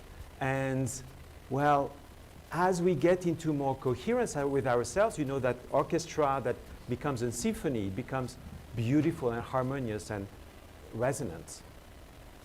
This is when we are fulfilling our purpose. This is where we are fulfilling our vision and expressing the deepest aspect of ourselves. So the more coherence, the more creativity, the more impact. And that impact can be financial, social, environmental, it doesn't matter. What matters is creativity, is creation. And when we do that, you know what? Do you know what? What? We are living in paradise. Doing our job at the same time. So that would be my answer to that one. Good job. Let me give you another one. Thank All you. right. I earned my key. Okay, this one's tough. Oh, Organizations tend to focus on external performance metrics. So I love saying what gets measured gets done, right? What are some key indicators leaders can track to measure whether their creative culture is thriving? Very good question, again. We were working with a company, 15 people, and they went through our method called the Heartful Method. And as the management were going through, we were able to measure what was the baseline, where they started before we started training them, and then a year after, what's the outcome? Not only from our inner assessment standpoint, what is the inner coherence level of each individual within the corporation, which raised 10 points, which is amazing by our standard, but also the output. What is the outcome from a very material standpoint, whether it's revenue or number of people interested in the company, their community growing? Well, they grew 600%. Why? Because all the team members started to resonate with each other, started to become more and more coherent, and therefore started to create more. Why? Because they felt happier, because they were more at peace with themselves, more enjoyed, more unified together. And these are pillars of heart leadership, which when we start living them, experiencing them in our team, in our corporation, then obviously it's common sense. Then the company grows, blossoms. Why? Because we are expressing our core creativity. And so that's what we are here to offer to the world. And I have 1 billion people to go, so please come in. All right. Thank you, Jeff. Thank you, Arnaud. Arnaud, So your actually, turn. yeah, it's my turn. So, Tony, are you ready for that one? I'm ready. Okay, I apologize in advance. Inspiration is a key driver of creativity, but it can be difficult to sustain. What are the most practical ways leaders can create a workplace environment that keeps teams consistently inspired and engaged? Yeah. You have 2 minutes. No, I'm teasing. Well, for starters, inspiration is not just a one-time event. It's like, oh, we're inspired, it's done. It's a practice, and you have to get into practice. And when you start with inspiration, it's what leads us to be more creative in the workplace. And we have to be disciplined about that, which I know seems very odd for us to say disciplined about creativity. But if you don't get into the practice of seeing creativity as a muscle that we build, a part that we start to build over time, then what happens is it does atrophy. It doesn't stay as part of your practice. And so there are a few things you can do. Number one, you want to start to, as my friend here, not Paul, sorry, Jeff, we're getting to know each other these days. Jeff said earlier, psychological safety is an important part. You have to make sure that people know that it's safe to fail, that it's okay to try things out, to be creative, and it might not always work, and that's okay.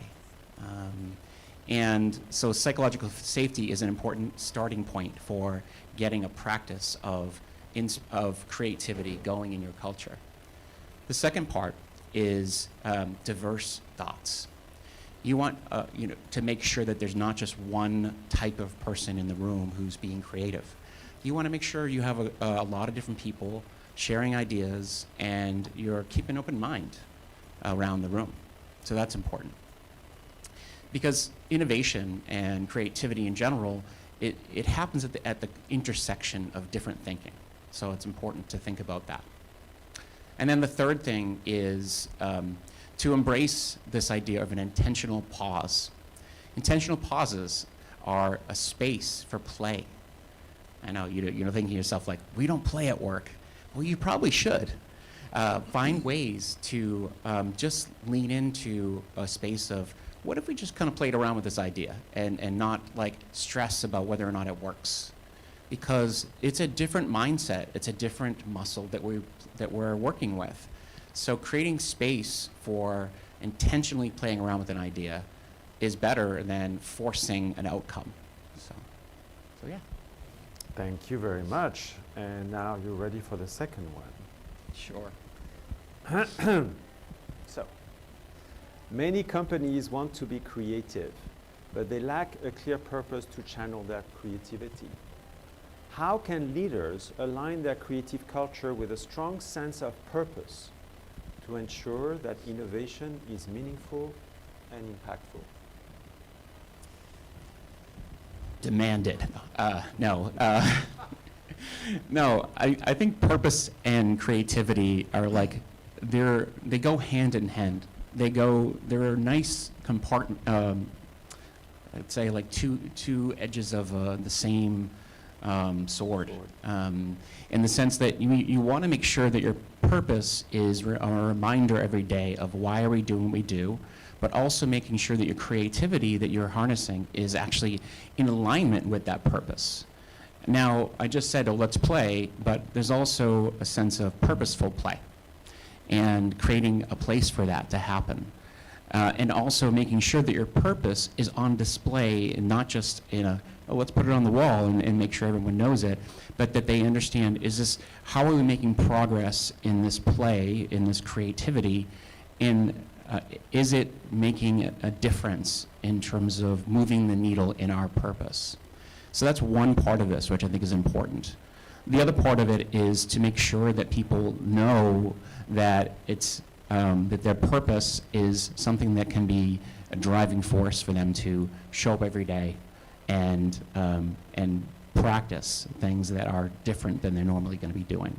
So this idea of just allowing themselves to see their purpose as something that's purposeful, which I know I'm overusing that term, but also something that has like edges to it. So they're allowed to know that, okay, well, this is the main point, but here are ways we can derive a little more of creativity to that edge. Just to build on that, one other thing, sorry. I love what you said early, Tony, about creativity. And design really is the expression of creativity and great thinking and having diverse perspectives. And when I led online user experience at the Home Depot, bringing people into the room together to get diverse perspectives was the best way. So design, product engineering, data science, marketing, even legal was allowed. Any lawyers in the room? You're invited to. So even having legal in the room was okay, right, to bring them in, because once you start getting diverse perspectives, then you really start blowing up the thinking, which is great. So I love what you said there about that. And then secondly, having time to tinker. Not only creatives, but everybody needs time to be bored. And at Home Depot, that's why you have some of the great features. You're welcome. So if you like augmented reality, if you like wayfinding in Home Depot and going straight to the aisle and bay, that's because we tinkered. And we tried things out, and we experimented, and we threw stuff at the wall. You have to be able to experiment and be safe to fail. I'll give it back, I swear. I want to share one other thing that you sparked a thought, and that was, I'm big on storytelling, and it's important to share with people, here's what great creativity looks like. In successful organizations, they also take time to tell stories about failure. And they do that because then folks know it's okay. So if we were having this conversation, I said, you made this attempt, it didn't work out. It's totally okay. We learned something from that. So I need to let others in the organization recognize that not everything's going to be a win. It's okay to get it wrong. We'll still get something out of that. So sharing not only successes but failures, I think, is part of this as well. Wonderful. You have questions probably for someone else? I do. My questions are back to Paul. So Paul, I want to turn over to you, and we're going to talk about your questions here, which is creativity thrives when teams feel safe experimenting. What are some practical ways leaders can create a culture where employees feel comfortable taking creative risks without the fear of failure? Yeah, we covered a little bit of this already, and in the first panel this morning too, so we've heard this theme, which is great.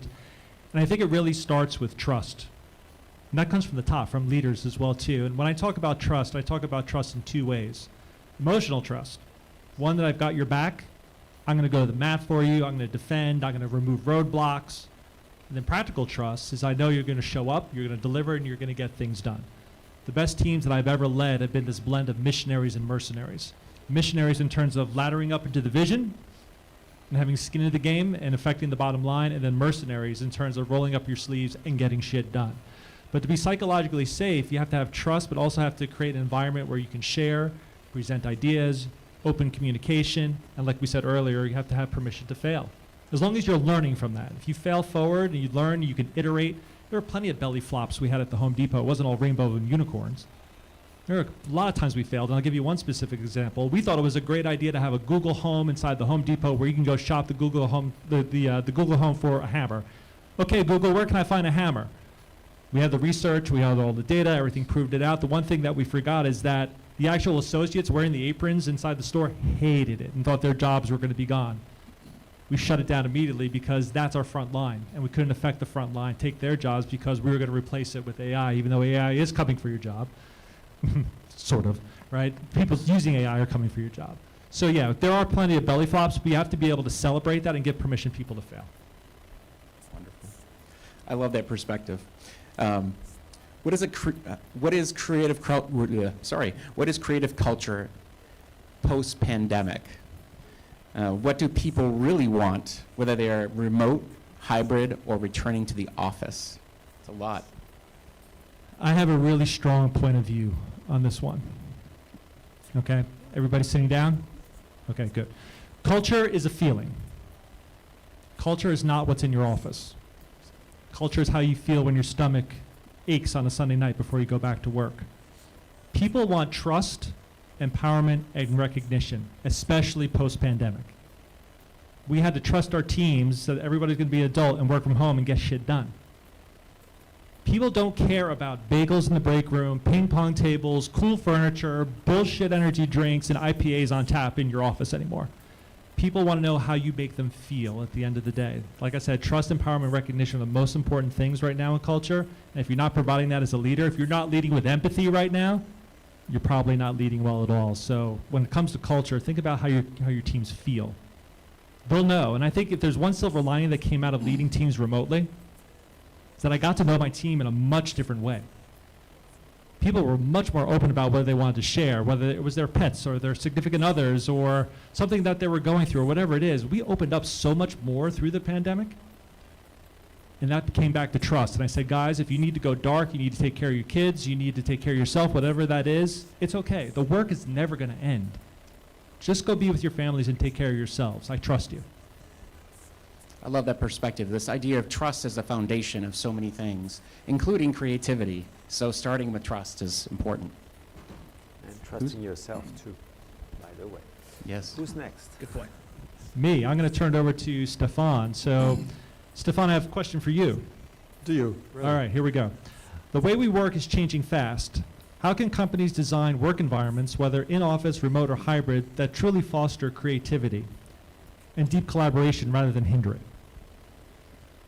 I'm going to build and continue on that notion of psychological safety and trust.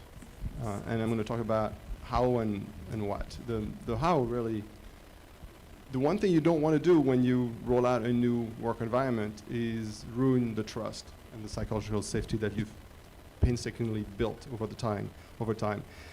So imagine you're telling your employees, oh, I trust you, I trust you, I trust you. Oh, and by the way, on Monday morning, everybody has to come back into the office. How does that feel?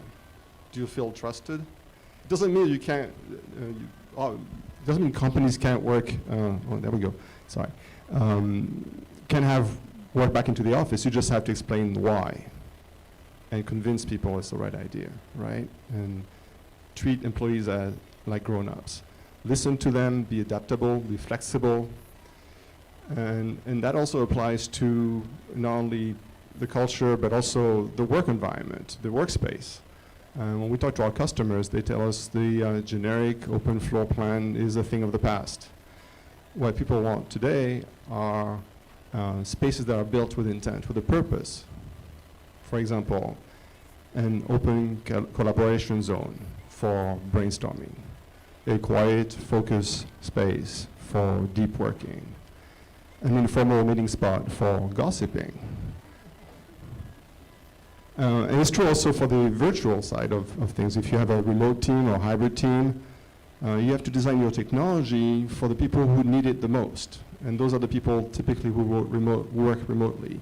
Everybody has to be on the same playing field and to have equity in the way people get promoted, get recognized, get viewed, and participate in the community that is their organization. At the end of the day, the good work environments are the ones that are built with intent. They are human-centered, they are adaptable, and they foster a culture of trust. Without trust, you have nothing else. Remote work can sometimes stifle spontaneous creative moments. What are the most effective ways to help creativity survive in digital-first work culture? Yeah, what happens with remote work is you lose that organic, interactive creativity moment, the one that happens maybe at the water cooler or something. You are not going to be able to recreate that moment, but you can create the circumstances that lead to that moment. And there are many ways to do that. I'm thinking of my own organizations. We have 4 initiatives along in this direction. We have virtual co-working sessions. So 2 teams, say sales and marketing, will schedule a Zoom meeting and work in parallel. So each individual is working on their thing, and they're on mute. And say a marketer needs something from the sales team. Oh, there's the sales team right there. Tap on their shoulder virtually, and go into a breakout room, have a conversation, resolve the problem, and move on. It's very productive. Another thing that's been mentioned earlier today was asynchronous idea boards. You can use Trello, you can use Miro, you can use just simple Google Sheets for teams to communicate. For example, our sales team that is in touch with our customers will receive some feedback or have some ideas based on their conversations. They'll drop all that on the board, and the board then is shared with the product and engineering teams that they don't work, in our case, they don't work in the same time zone, so it's convenient. They come into the morning and they have all that new information. The third thing we do, which is still experimental, is cross-functional pairing. So every month we match people from different teams and ask them to meet for a couple times over the duration of a month. And during those meetings, we ask them to share their challenges, their problems, and try to solve those problems. And what happens is it increases the creativity, but also increases the trust in the culture. Finally, the one thing that's pretty obvious is, organizing scheduled virtual social events like birthday parties, TGIF, coffee breaks, and so on. But none of those tricks are going to work if the leaders are not committed to creativity and are not committed to going the extra mile. Because if you're in a remote environment, you can't expect anything to happen by itself. You have to be proactive. If you do all this, you'll have a wonderful, very productive, and creative remote team. Yeah, absolutely. I just love what Stefan just said, because there's something about that which is, there's a lot of great technologies, but it's not about the technology, right? It's about the intention, the why behind what you're putting into it. Any technology will work, but it's planning it out, designing it intentionally, and allowing yourself to say, what are we doing with this that's allowing people to do something different than what they're currently doing? How are they connecting with each other? How are they building relationships with each other that will make things different? Because if you put a technology in place and don't give them a sense of this is going to make a difference, then they're just going to ignore it or put up a lot of resistance. And but if you do it right, it can make a big difference. Tie right over. All right, Stefan's going to bring in Ryan. All right, Ryan, I got 2 questions for you.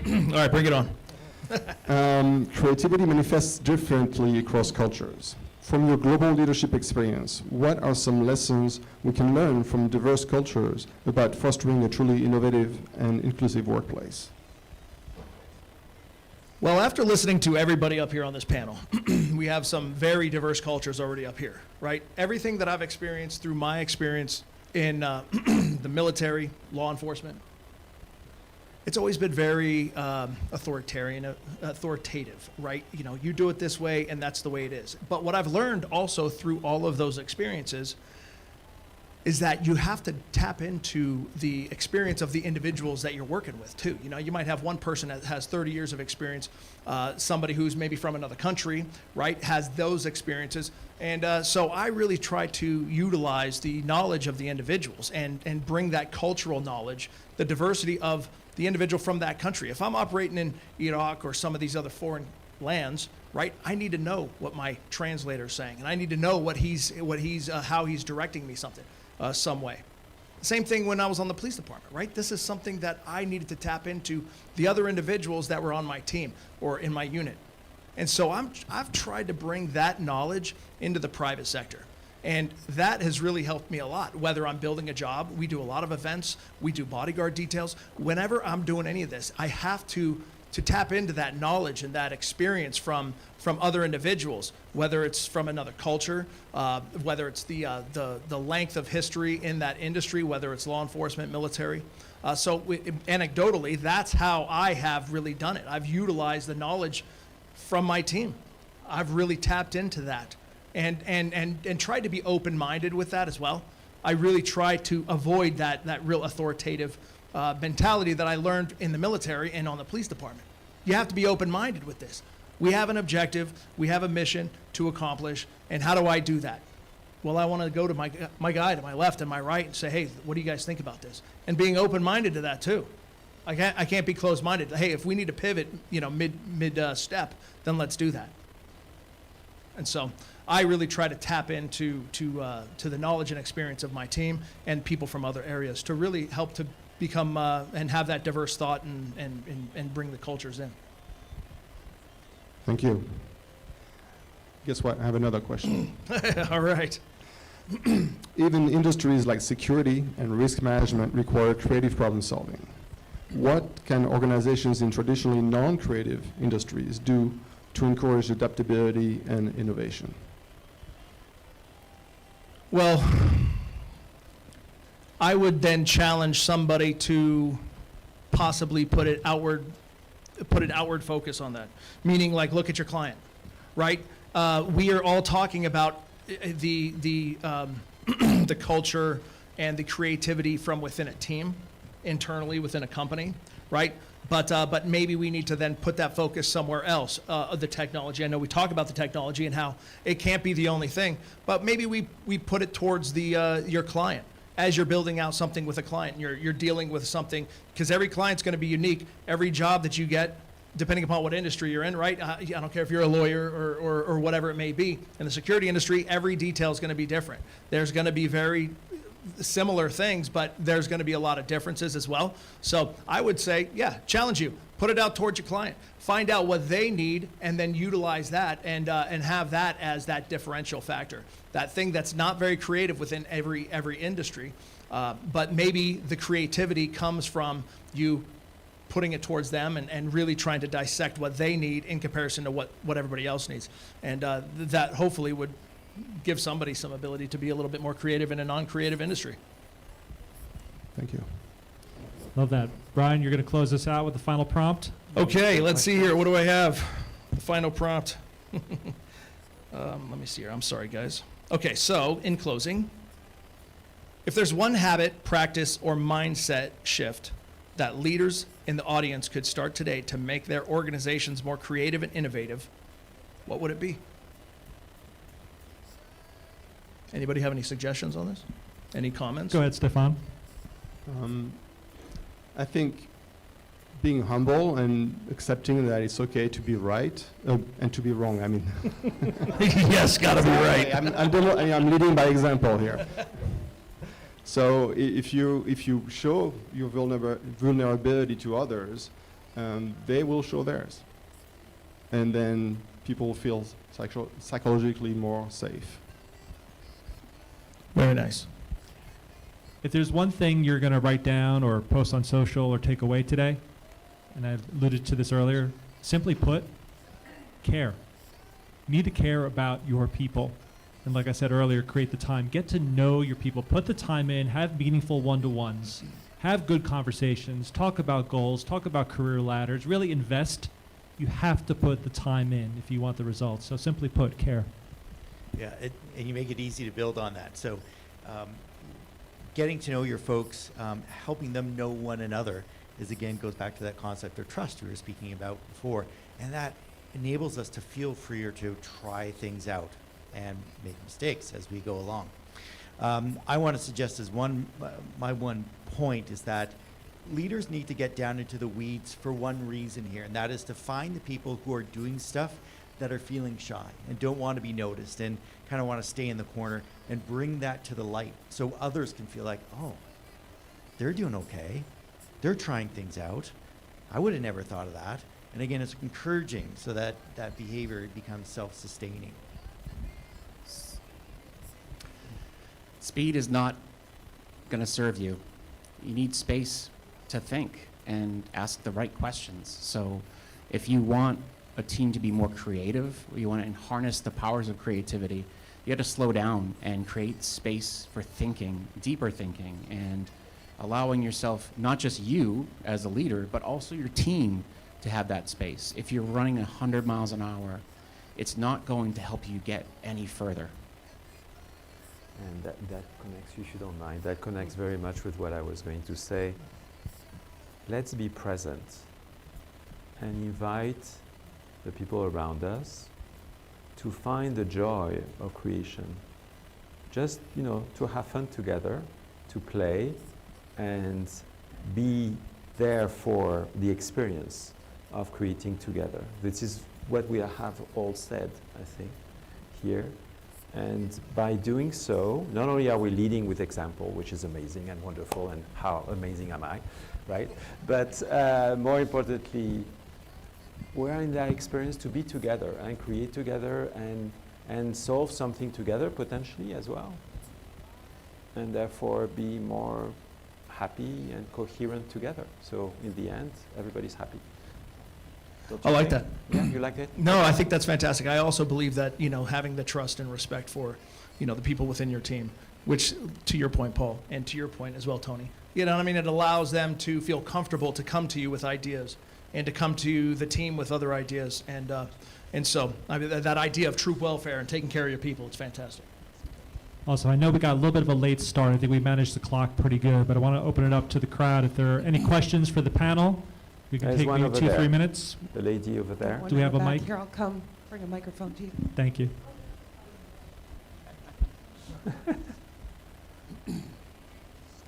So looking at this from sort of the opposite point of view, right? We want to open it up. We want to have everybody be creative and contribute and so on. What do you do to stay within the boundaries when there's too much of it? Prioritization. If I were to put my product hat on, I would say ruthless prioritize. What's above the line, what's below the line, and what's going to drive value, which we talked about earlier. What's going to drive the most value, whether you're solving a particular problem for a customer or something for the business or whatever it is. You have to put that hat on, just go through whether you're stack ranking or an Eisenhower matrix or whatever the methodology is. You almost need to have almost like a mini Shark Tank, which we used to do at Home Depot, where we'd have product managers come to us and say, I want to build XYZ. And I'm like, well, yeah, show me what the value is, whether it's quantitative or qualitative. If you can defend the value, then you probably should be doing it. If you can't defend it, put it at the bottom of the list. Panel? Actually, sorry, I was going to continue on what Paul was saying. In the end, it's all about grounding. We tend, as humans, to lose ourselves in the concepts and mind stories, let's put it that way. And what we all want is to have an experience of creativity, sure, but then that it leads to something, right? That it transforms and converts into something concrete. So when you have that happening, how can I ground everyone? That's the question. and I have the answer, but that's out of the scope. I'll add one further point on that. So I use this term, structure creates freedom. And if you create structure for when this happens, when to be creative and when to maybe shut off the tap a little bit and make sure people are doing the things that need to get done on a certain timeline. Creating structure allows people to be free within the structure.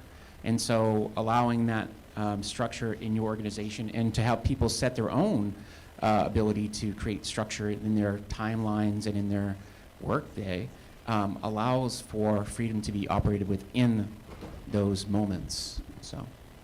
Yeah, one other thing I'll say too is like always bring it back to the research and the data and the problem you're trying to solve, not the solution to be vetted. And if you're ever trying to get through some of that red tape, bring the team in and say, let's do a dot vote. Let's do a design thinking exercise. Here are all the things we want to build. There's 50 ideas on the board. Let's dot vote. Everybody gets 3 votes. The heat map will show you where you should go and what you should build, and the data will set you free. Write that down too. I'm going to throw in one more piece because I've seen this go wrong so many times. So you've got folks that are producing great ideas. You do something like a Shark Tank, which I love that idea. But someone feels like a loser. And now you just shot a big gaping hole through your culture. And that's the story that gets remembered. So I think it's good to do these things. You have to prioritize, take the stuff that's going to be effective, but don't let folks feel like, oh, you didn't count. That has to be honored and recognized as well. Great point. Thank you. Oh, we have one more question in the front. Coming over to you. Hi, thank you, gentlemen. This was really interesting. Hannah and I are business partners, and we're going to be growing our business this year. We'll be bringing in other people. We're at ground zero. We know each other real well. We do well together.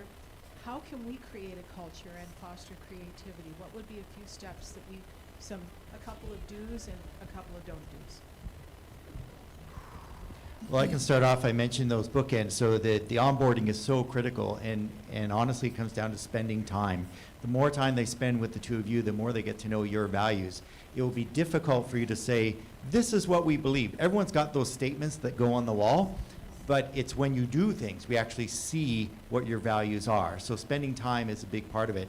I would give the individual an exercise. Ask them to tell you what values they witness as they're working with you. That would be fascinating as a conversation. I would say in an organization like that where it's small, you can even encourage them to go on a listen and learn tour between the two of you and ask a lot of the questions. What's working well, what's not working well, what would you do different? And let them come back with a State of the Union and saying, here I am, fresh ideas, 30, 60, 90. At 30, I'm listening. At 60, I'm aligning. And 90, I'm executing. But here's my State of the Union and what I recognize, and here's some opportunities. You just have to be open to the feedback and listen and say, oh, you know what? That's actually a good blind spot you identified. I didn't think of that. So I think being open and actively listening will help with that. Then also building that trust we were talking about earlier. Ryan? I would think that you guys have the advantage of being small right now, having that close interaction with any new employee that's coming in, right? To Jeff's point as well, you know what I mean? When you're onboarding that person or even just working in the office closely with these people, you have that opportunity to work closely with them, build that relationship and that rapport with them. They also get to see you working alongside. You're not just some person in a. We're remote. I'm from Salt Lake City. He's in LA. Oh, well, you know, okay. Well, hopefully, you know what I mean, you get, even through Zoom meetings or whatever it may be, you know, you get a little bit more of that that personal touch with each individual employee. And before all that, the invitation might be also between you two. You're the two co-founders. So the more clarity you have about your purpose, about your mission as well, and the more clarity you have about yourselves as individuals, but also within the scope of the environment you're creating, the easier is going to be the onboarding, the finding the right person that fits what you are looking for, right? So this is the very, very, very first step.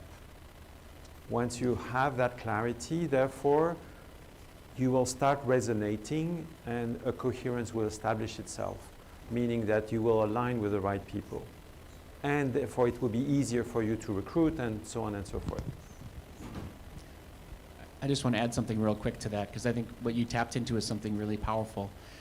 Start thinking about the non-negotiables for both of you, individually and together, and then make sure you understand what the non-negotiables are for the people coming on board. And that could mean, like, what would be the things that would break this? I know that sounds dire, but at the end of the day, you want to know, like, when the chips are down, what's going to happen? What would cause that to happen? And knowing that up front allows you to be able to go in with, like, a very open mind and open heart. All right, I think we're out of time. I want to thank the panel. Thank you, everybody. Pleasure. Thank you, everybody. To the audience. That's our time. Big round of applause for our panelists. Thank you so much, guys. Thank you. Thank you. Thank you very much. Thank you very much.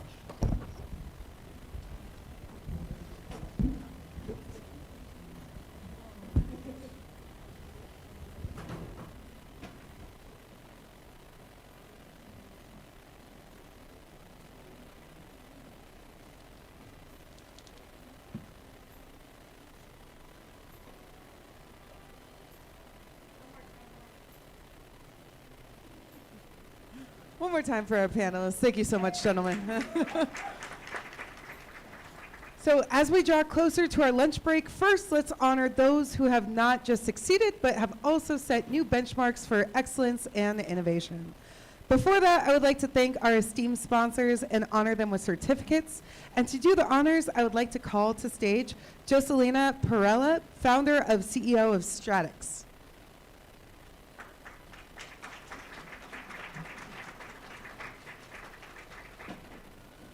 Oh, I have stairs on me.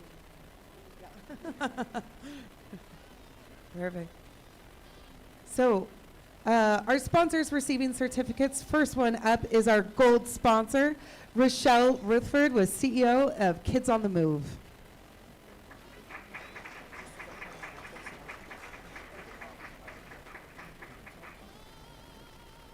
I don't see her.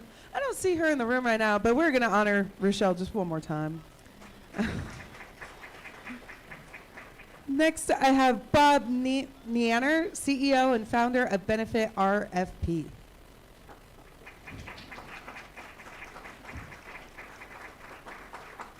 Oh, for two. Cool. Alrighty. Next, we would like to honor Heather Stokes, CEO and founder of Serenity Light Recovery, LLC.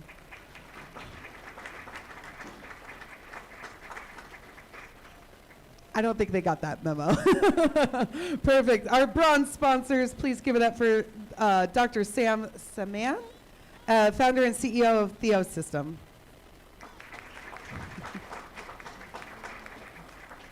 Next, we have Alan J. Christian, president of Team Up Corp. Incorporated. Awesome. Lovely. We express our deepest thanks to our gold and our bronze sponsors for their significant impact.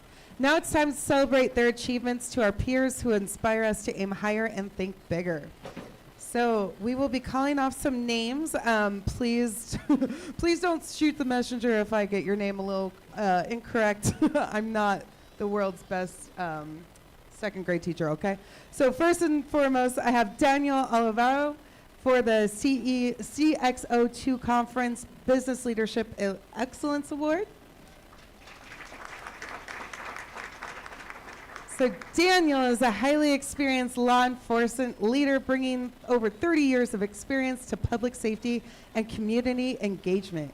Currently, Daniel is focused on enhancing leadership abilities through coaching and mentoring. Daniel is skilled in crisis management, strategic planning, and stakeholder relationship building. Congratulations, Daniel.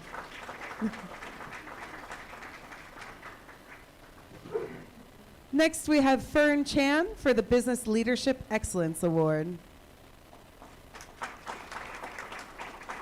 So Fern, CEO of Fern Chan Ventures, is a presentation strategic and communication expert. She merges 15 years of adult education with business acumen to transform professionals to compelling speakers. Her coaching empowers diverse clients from rising leaders to established entrepreneurs with impactful communication techniques. Thank you, Fern. Sure. I just want to say thank you for this honor, because sometimes as leaders, we have to create a little bit of trouble to break down barriers, right, and create that change and impact. Because if we don't do that, we're not setting the example for those who are following in our lead. And it takes a lot of courage to do things and challenge the status quo. When there isn't a seat for you at the table, you gotta bring your own chair. And when there's not a table for you, what do? We build our own goddamn table. So thank you very much.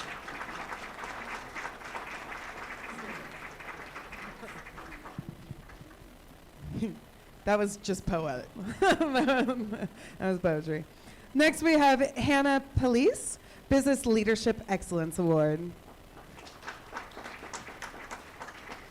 Hannah, co-founder and COO of High Net Worth Women Institute, empowers women through financial education. Her experience includes managing high net worth portfolios in Beverly Hills and founding HP & Co. and boutique business management firm dedicated to helping individuals and families manage their portfolios, businesses, and lifestyles.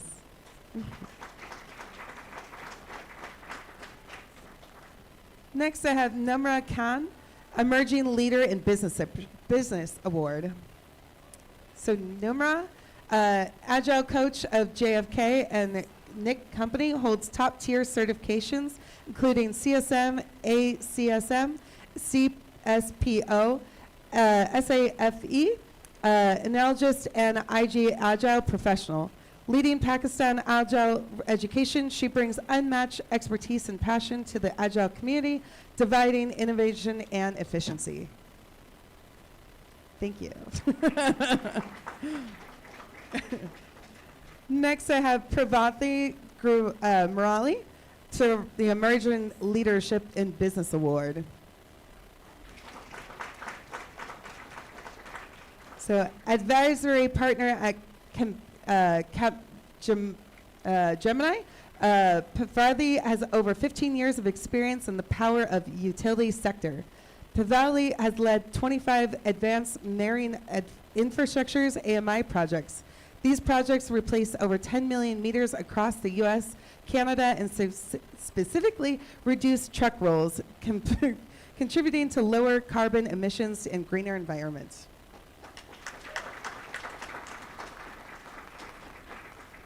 Next, we have Ryan Walcott, Business Leadership Excellence Award. All right. Ryan serves as a dynamic executive leader in business diagnosis testing and fitness entrepreneurship.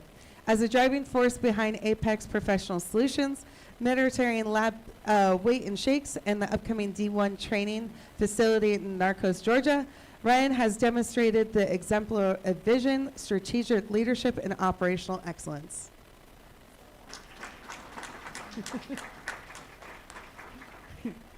All right. Sandeep Nath for the Visionaries Award.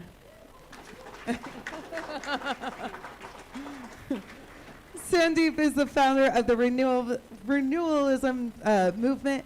As a professional speaker and inner power coach, he has taken ancient Oriental wisdom practices to more than 46 cities across the 4 continents. And his member of various boards have been authored for 4 books.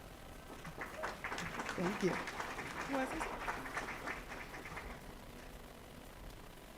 Thank you so much. I thank you all for being here and for expressing that this award means something to each one of us sitting here.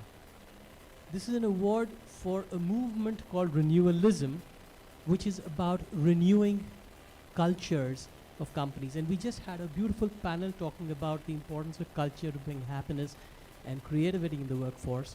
And this is something that we do by design. We're bringing consciousness and commerce, showing how consciousness can be profitable for companies. So thank you all for being here and taking the baton from here. The movement is yours. Thanks.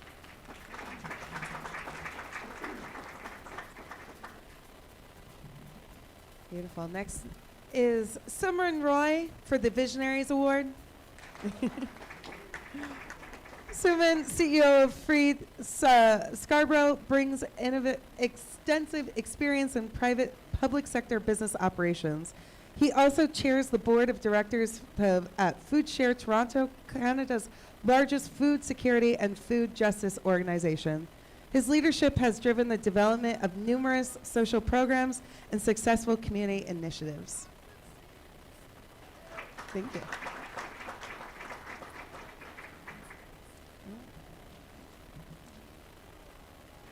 Gorgeous. Let's see.